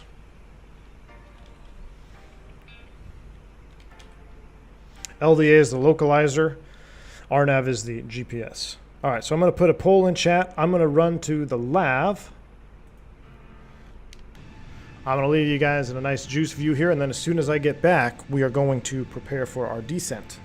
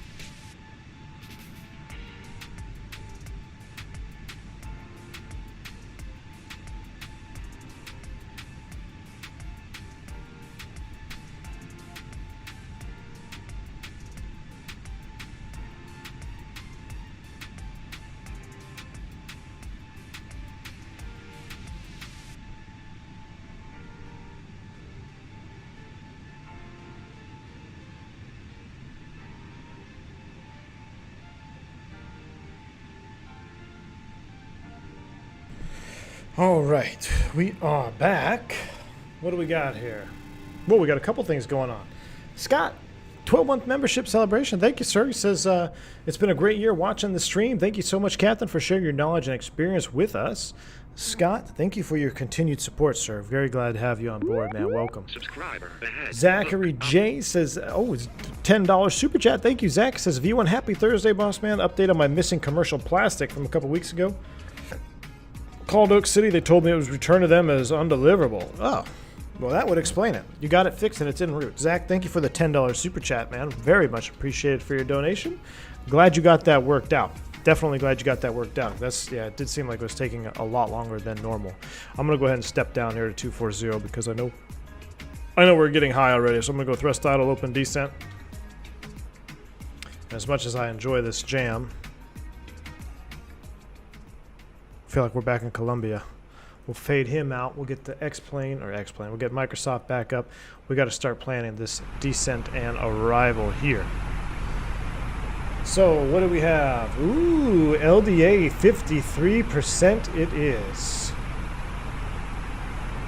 All right. From the flight deck, ladies and gentlemen, as you may have noticed, we have begun our initial descent down to our destination. Now would be a good time to wrap up any business you need to take care of as we prepare for our approach. If you are up, once you return to your seat, we ask that you remain seated till the aircraft arrives safely at the gate. Flight attendants, please prepare the cabin for arrival.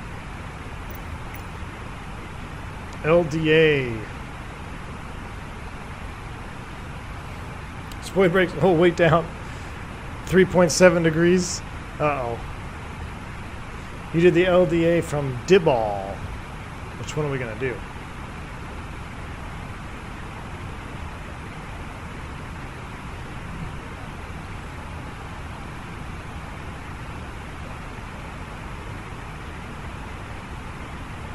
Why is this like taking forever to load? I don't know. It's weird. LDA X-ray is all we got.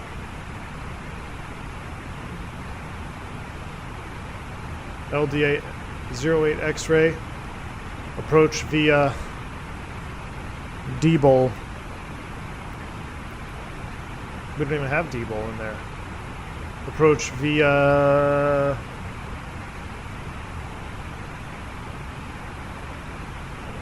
This is with the no PT. Where's Bergs? Oh, out here.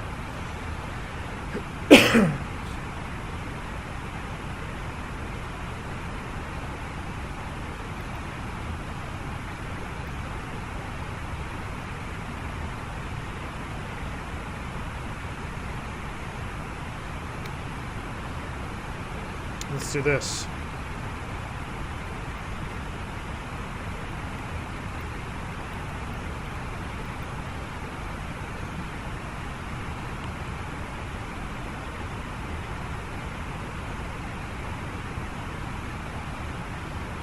Let's short this up. Let's go direct EEF.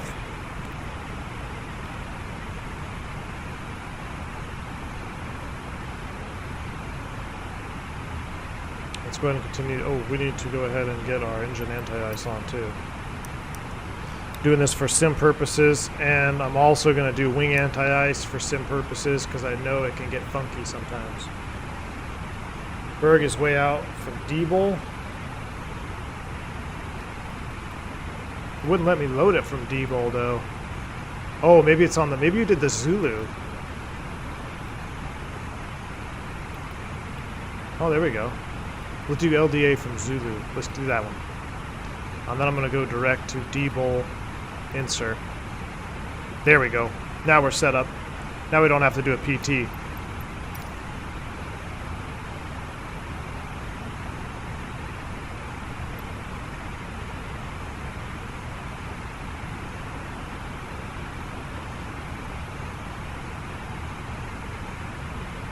You broke out around 2,500 feet? I don't know why I don't have a Zulu in my charts, but we'll do the X-ray. There's D-Bowl right there. No PT for us. We got to cross D-Bowl at or above 6,300 feet. We're going to need our LS push buttons on. Let's get those on.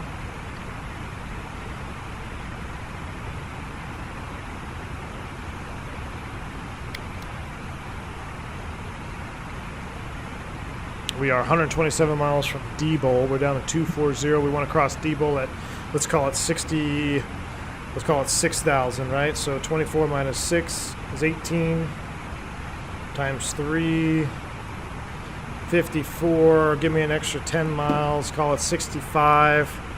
So we got plenty of time. With 65 miles, we'll start down from 24. I'm going to go ahead and select speed. We'll speed it up to, we'll do 320 here at 240. Auto brakes low. Let's go ahead and get our weather.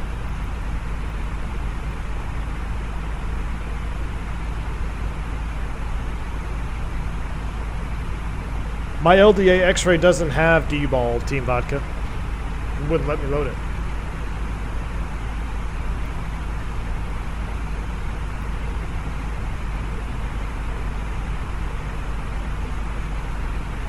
What do we got? 120 at 12. 10, few, broken.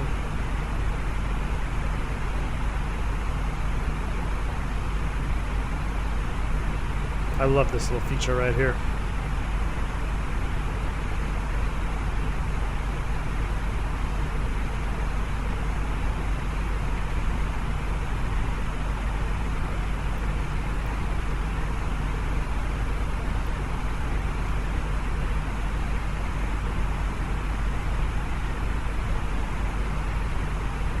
Oh, you wanted it from Novia. I see. That's all right. I got to go into D-Ball anyway. On the Zulu. I think the Zulu's probably just would have a different minimum. Temperature of 2. Either way, it should be the same fixes though. Rex Royce, what's up, man? PPL scheduled, check ride scheduled for April 22nd. Oh boy, that's coming up, man. I'm sure you're gonna crush it, Rex. I'm sure you're gonna crush it, man. That's exciting. Definitely keep us posted of your progress, sir. Alright, I think we're going to have to go below minimums on this one. 3,200. Broke it at 3,300. Jeez.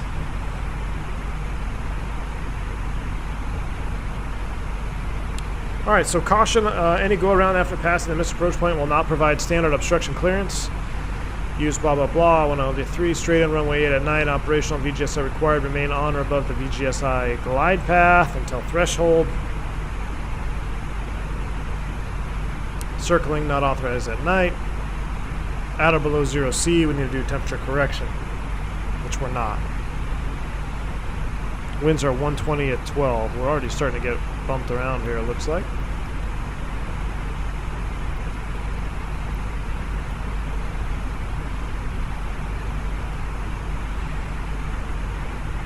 Alright.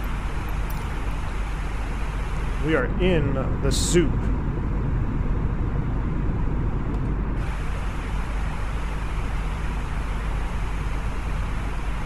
I wonder if your colleagues ever watch these streams. I don't know. I do not know. Alright, so we're 99 miles. In about 40 miles, we'll start our final descent down. We want to cross D-Bowl at 6,300 feet. We do not have to do a PT here, so we're going to basically hit D-Ball, can turn inbound. Once we're at D-Ball inbound, we can descend to 5,600 feet as long as we're 14 miles within the IGDL LOC, which we should have in our RadNav page. It should auto-populate here once we get closer, but I'm going to load it up anyway. IJDL. I'm going to hard tune it anyway. The one that's 111 miles away. Front course is 071.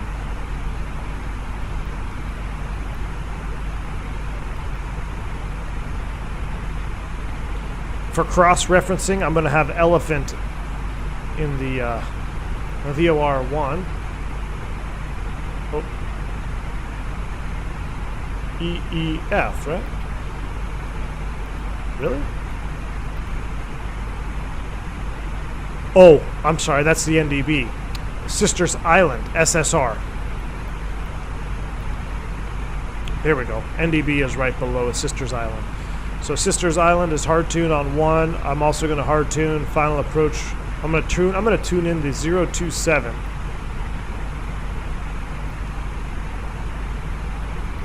Just so I can keep an eye on that. That should help me identify Barlow at 3,700 feet. 87 miles to go. Let's go ahead and turn those seatbelt signs back on. Man, look at these clouds, though. Jeez. Back for the arrival. Welcome back, Simple Takeoff.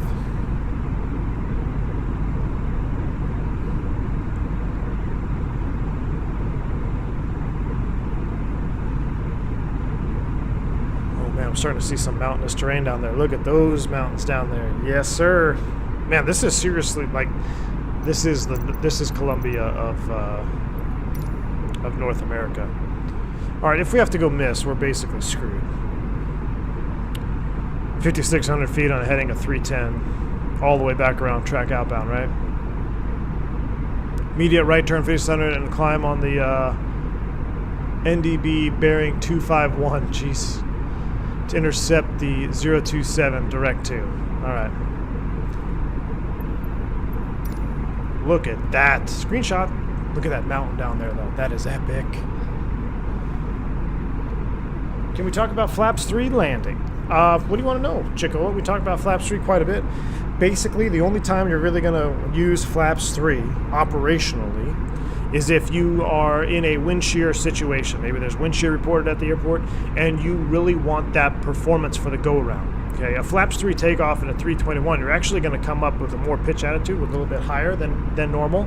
So you're actually going to be closer to tail strike than you would if you were Flaps full. However, the performance for the go-around is going to be much better should you need to execute a go-around during a wind shear. So that's kind of the main operational reason for a Flap 3 landing. Everything else with Flaps 3, you're going to be coming across the numbers faster, you're going to come in a little bit hotter, you're going to have a little bit more landing distance on your rollout, you're going to have a little bit hotter brakes. So there are definitely some negatives to Flaps 3. But in high winds and gusty, windy situations, it is definitely a viable option.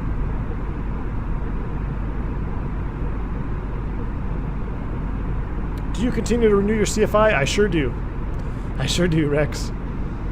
I keep every 2 years, man. So I'm good this year, right? Let's see. Yeah, I renewed it last year. I had to redo my stuff. I'm getting bumped around. Okay, we'll go ahead and start down. I'm going to set 10 first. And we're just going to do a vertical speed to keep our thrust up. We'll do 1,500 feet per minute here on this descent.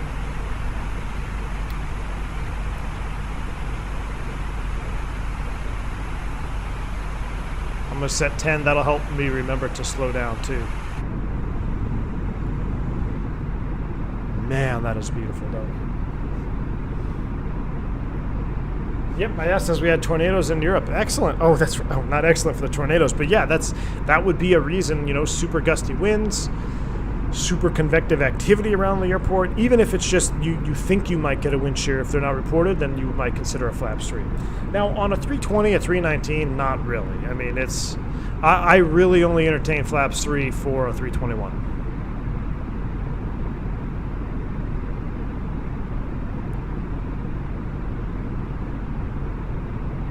It used to be, CUSA used to be standard operating procedure at Airways too.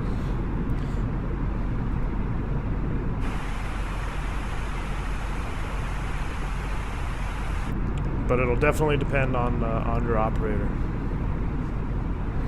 In fact, I'm pretty sure all 321s at Airways for a while were flap 3 landing all the time. Could a wing of a 320 break in heavy turbulence?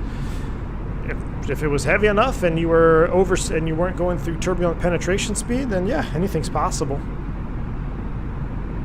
Highly unlikely. Hey, kid named Kenny, what's up, man? Welcome on board, dude. We are just starting down.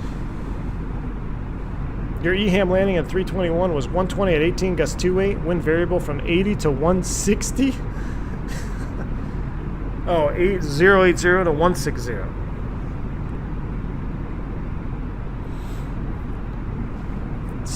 167 softy. Very nice, Vodka. Very nice, dude. Very nice. First leg, or no, the second leg of my trip on, let's see, when did I start? When did I leave? Sunday? So I left on Sunday, and we flew into Cleveland in the evening, and it was gusting 38, but it was more or less right down the pipe. But yeah, 38, 40 knot winds. Chris Rund, what's up? Welcome to the stream, sir. Just joined late and mountain scenery blew me away. Yes, indeed. That would be Alaska.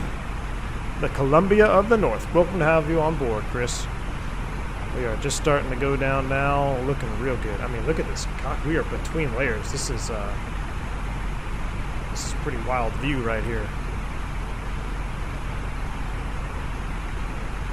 Do landing rates matter in the real world? No, absolutely not. As long as you don't get a load 15 report, nobody cares.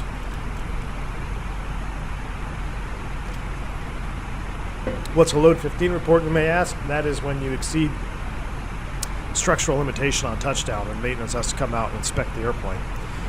I've been in some very, very hard landings, and I still have not seen a load 15. I've only seen one load, well, I've seen 2 load 15 reports print. One was mine, and one was somebody else. You have to hit very hard. It's part of it, flight ops. Part of it, indeed.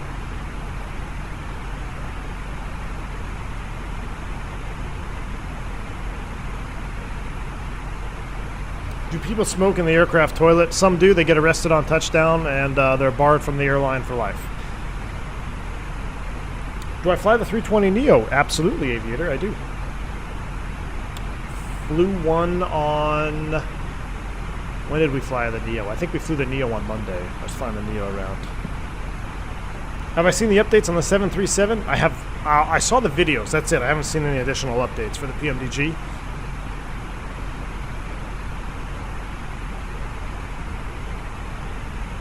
Ryanair pilots land very soft, butter all the time. Look, at the end of the day, The only thing that matters on landing in a real airplane is that you're on centerline and in the touchdown zone. Those are two things that can kill you or get you fired. So that's all we care about. All right, let's go ahead and... what was it? 3008.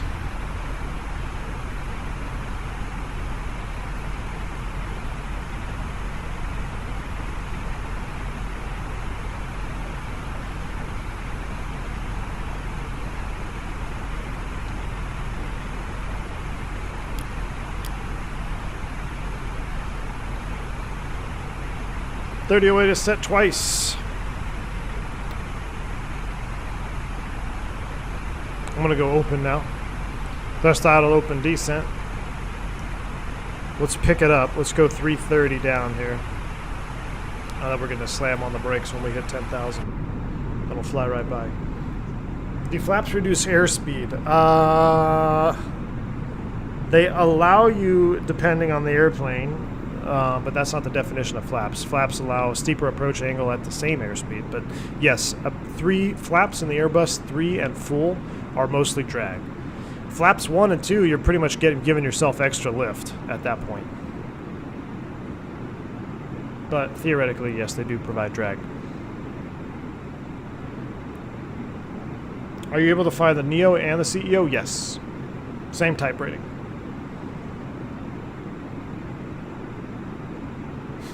Ailerons into the wind. They are not showing no weather radar, unfortunately, in this bad boy, right? No weather radar. Was not modeled.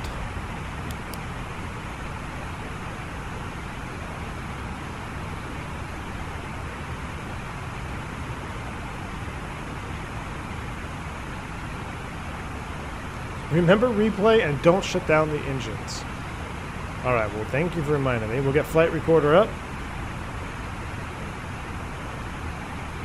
Thank you, thank you.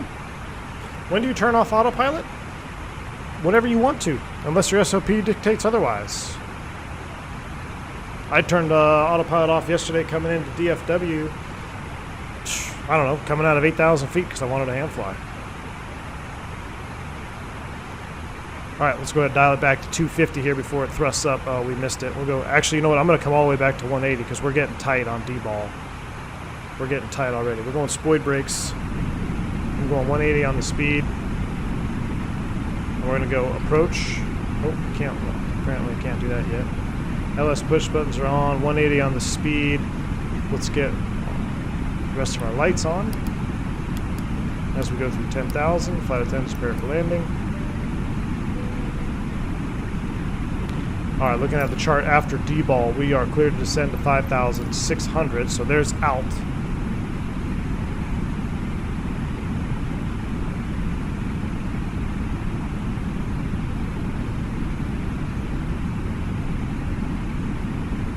I'm going to dial in 5,600 feet now.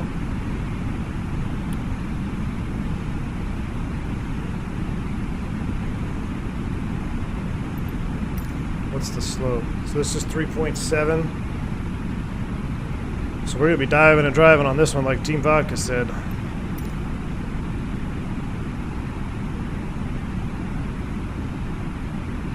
What's the path? What's the comfort zone when descending on an airplane? You know, anything less than 1,800 or anything more than 1,800 feet per minute, you're going to really start to feel it. If you're looking at flight path angle, anything more than I don't know, an abrupt. Well, shoot, you could do a 1 degree angle. If you do it abruptly, it will. It can hurt you. You'll feel it. But yeah, I'd say 1,800 feet is pretty safe. Let's go flaps 1.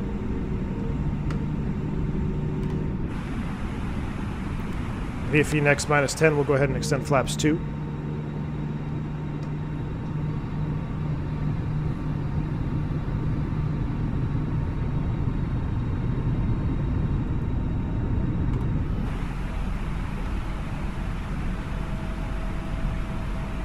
Thrust idle open descent.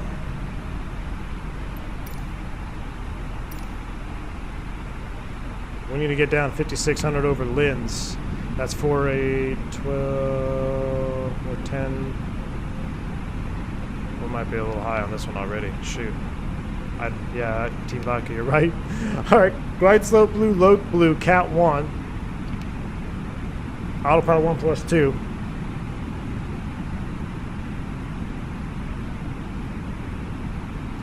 $5,600 feet at Linz. I'm going to keep creeping the speed back a little bit here. Because this descent path is so steep, we're probably going to have to sling the gear early. So as soon as we turn inbound here at D-Ball, actually at Linz, I'll go ahead and start the replay mode. There's Loke's star. Loke's alive.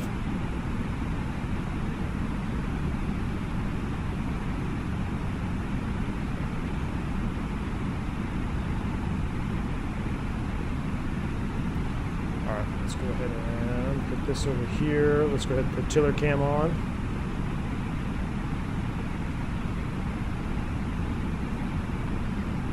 At or above 5,600 over Linz. We want to hit Barlow at 3,700, so we're going to be fine over Linz. So I'm going to hit Barlow at 37. Actually, it says 3,500 on the ND, so we're going to do 3,500. This says 3,500. So out of 8,000, that would be 5, 10, 15 miles. We're a little bit behind. Let's go gear down. I've got the speed brake. Record is started. That's really going to help us get down. Spoilers are not armed yet. I'm not paying attention to chat now. Just because I want to get caught up here. We'll keep creeping it back. Let's go flaps 3. VFE next minus 10. Flaps 3.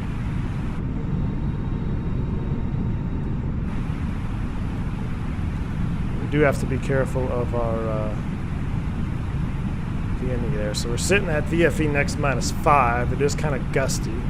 What's our VAP? If we look down here, let's go ahead and activate and confirm anyway, since we're already inside of 10,000. 121 on the VAP.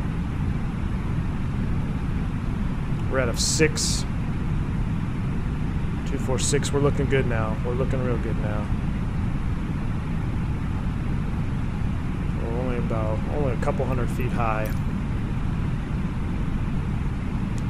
After Barlow, 3.7 down to 3,200. That's all we got? How? I don't think we're going to see anything.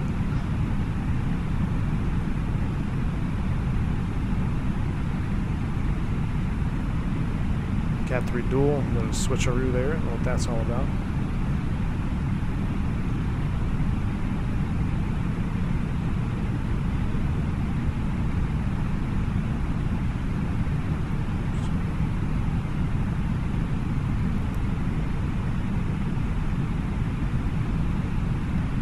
Stow you a little bit early. Probably could have stowed that brake.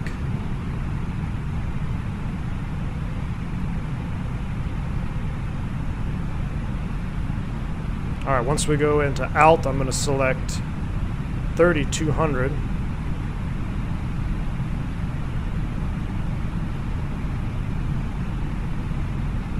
There's alt.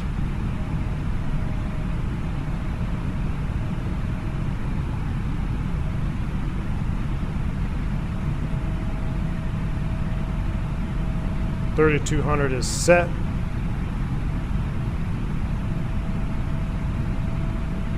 I'm going to go ahead and manage speed.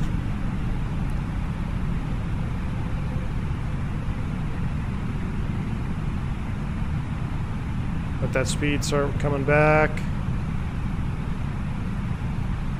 Open descent, 3,200 feet. Just going to struggle to come back on me there. Why do I feel like my speed is not? If you next my send flaps 100 above. I think we got some pitot tube issues here. Okay, we've got unreliable airspeed. We have unreliable airspeed. I have control. Autopilot's coming off. Minimum. Check. Flight director's off. Something's not right. Something's not right. Give me the bird. We're config full, 3-degree path down. Look at my airspeed, guys. This is staying at 170. Look at my ground speed. We only have a 10-knot headwind. Something is not right. We are way slow, way slow. My thrust levers. Oh, disconnect. We're going to get an overspeed warning here, but it's a nuisance warning. Something is not correct here. Power. Power. I think this is the icing model messing with me here. Do we have a backup speed scale installed on the airplane? We do not. We do not have backup speed scale. Okay, that's fine. Oh, look, there we go. It's back. Look at our speed now. Alright. Look at that. Yeah, see where we're down 140 knots. It was saying we were 180. I didn't believe that for 1 minute. That actually got my heart pumping for a second, guys. Alright, 140 knots. Let's walk it back. We're high. I can see the... we're going to descend below minimums here. We can go down to 1276 over CGL. Or, I'm sorry, is that CGL? Yeah. Whew. That was the first time I've ever seen an unreliable airspeed other than in actually training for it. I think we handled that quite well, but that was sketchy AF. Icing model doing icing things here.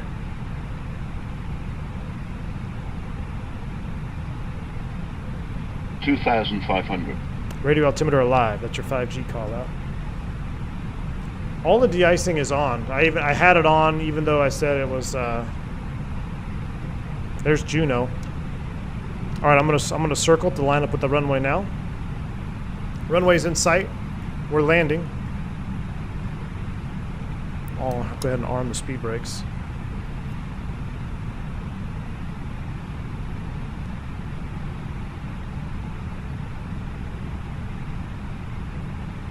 In reality, would you break off the approach with unreliable airspeed? Yes, you would probably go... You'd probably do your 10 and climb, 5 and climb. Yeah, IMC. IMC, you'd probably definitely do it. But I mean, we could see... I could just tell something was up here. Actually, this is way low. 120 on my VREF. That is a steep approach down. We're still showing 2 whites. We're going below our... well, we're holding 1,000 feet per minute. It's alright. We're going to have to make a little amber descent right here to catch up with that. That's alright. I'm going to go ahead and swing a little S-turn here. I'm going to come around the peak of this mountain. This will make for a good replay. Subscriber ahead. Look up. 1,000. 1,000. We're stable in sight.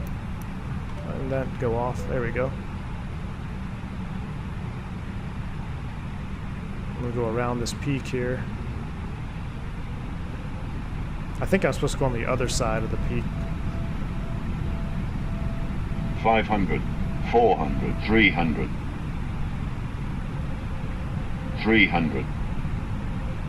Nuisance rat out.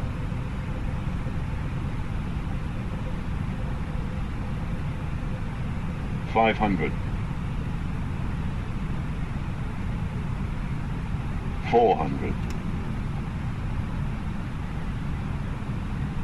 300. Man, we were high and just could not get down. That's all right. We're gonna hold. We're gonna get it right 200. here. Little gust of wind coming over the hill there. 100. 50. 40. 30. 20. I'm at 10. idle. Wow, floated that one 5. out good. Jeez.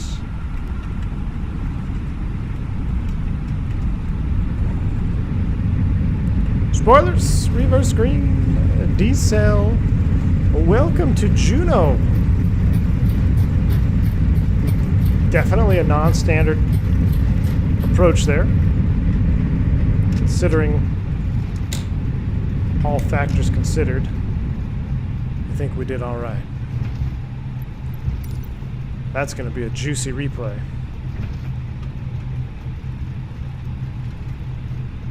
Was that approach legal? Well, technically it's a visual maneuver once you see the runway, so there's nothing illegal about it. I just think it's technique to go on the right side of that hill, but I was trying to lose some altitude. That's why S turned out to the left. But once you... I'm going to stop recording now. Once you break out in your visual, though, it is a visual approach. You can do what you want. Alright, is there no taxiway at the end here? There is not.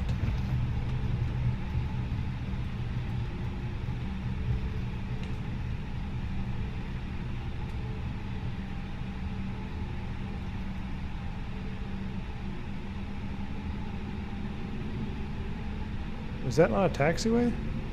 Oh, it is a taxiway. Good thing we had the tiller, though. We made that turn like a boss. Alright, here's 2-8. Jeez. Snow ops. I've got to refresh all this stuff. Alright, we're clear. Let's clean it up. Everything is legal at Bourbon Air. Exactly. That replay is going to be juicy AF, too. Looks like someone else coming in on the NDA, or LDA. Alright, let's clean up the airplane. We'll go ahead and turn these lights off. Here's the thing. If I want another sim peripheral, I want a overhead now.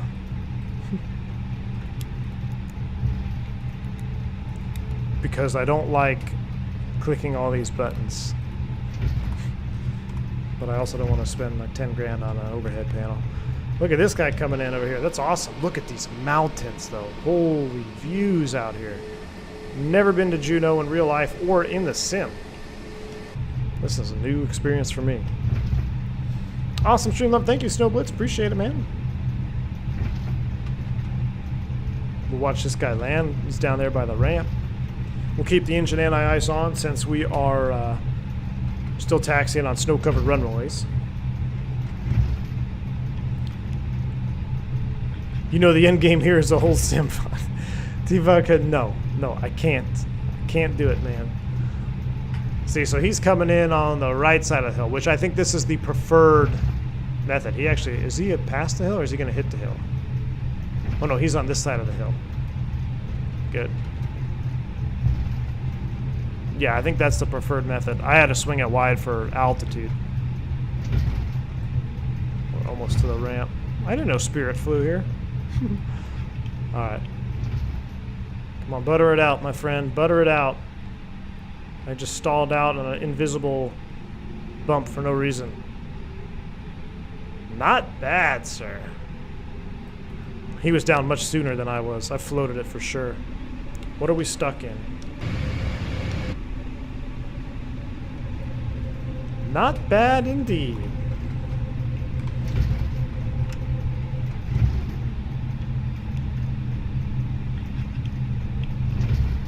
Those clouds look so threatening. Yeah, these clouds over here look really, really scary, to be honest with you. All right, we're going to make the next right. We'll park next to the Alaska. We're going to keep both engines running because we don't want a single-engine taxi on contaminated surfaces here. We also don't want to make a turn at 25 knots. That would not end well.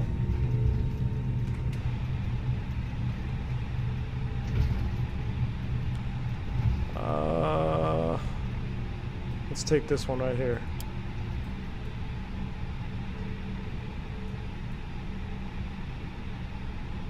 I'm pretty sure that catering truck is in the way, but right about now, crank it over.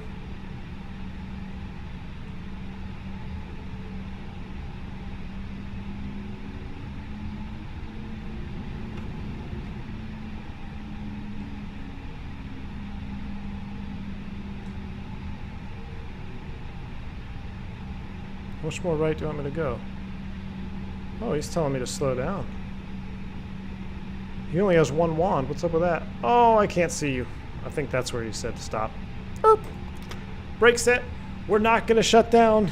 Don't shut the engines down. I almost shut them down. How'd that parking job do? Not bad. Not bad at all. All right, I'm going to reconfigure for replay.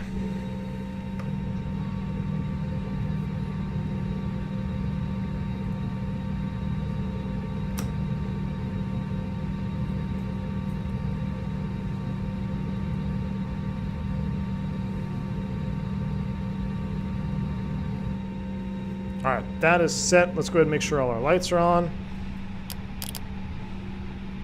Spoilers are armed. Cool.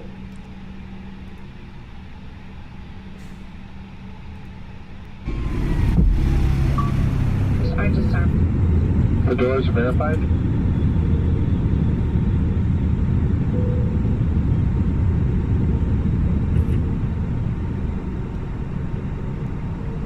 Let's bump it up a little bit. Where do we want to be?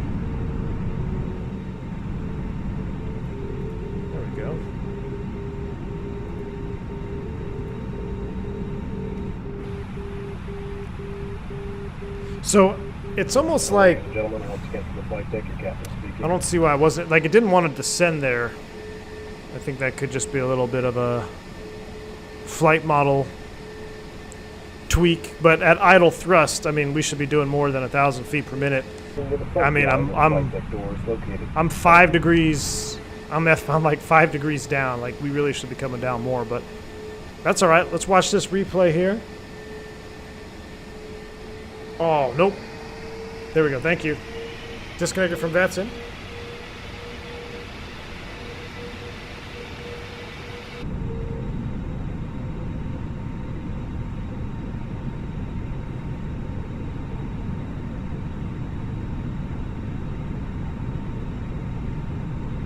Oh yeah, a little bit close for comfort over that hill, huh? Little bit close for comfort.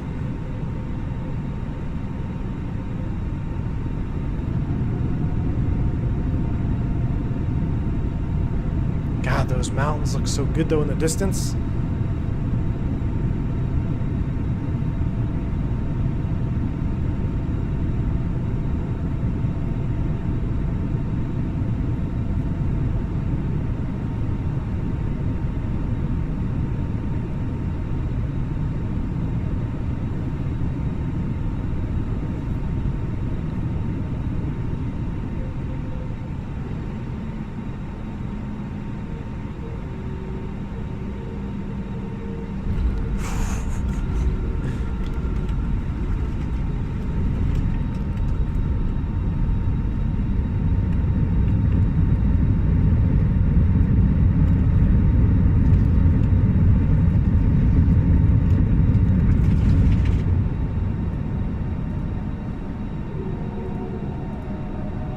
Well, I think we did all right.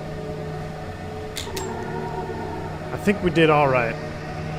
We'll watch this one come in over the numbers here. And then we're going to wrap it up. But man, it looks good, huh? PVR or PD981, great stream. Thanks again. Great teacher, never dull moment. Thank you. I'm glad you enjoyed it. A little bit non-SOP here, but this is just a warm-up of a few little Alaskan airports that I want to fly into. So thank you all for tuning in this Thursday afternoon. Glad to have you all with me today. It was a fun little flight, talk a little systems, see a little bit of Alaska here. See a little bit of a non-standard LDA approach coming in here. Unreliable airspeed situation, which was, that got my heart pumping for sure. Elevator looks jacked up in replay, but that's just replay thing, I think. We'll see this touchdown here. We'll see me float it out. But look at the view with the clouds and the hills here.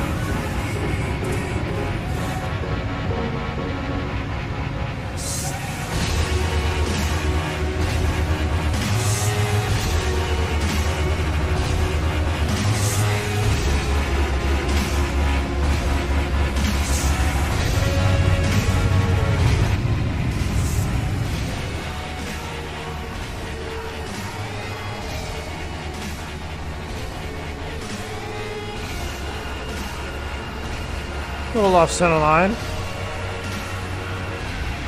Wasn't terrible though. We got her down.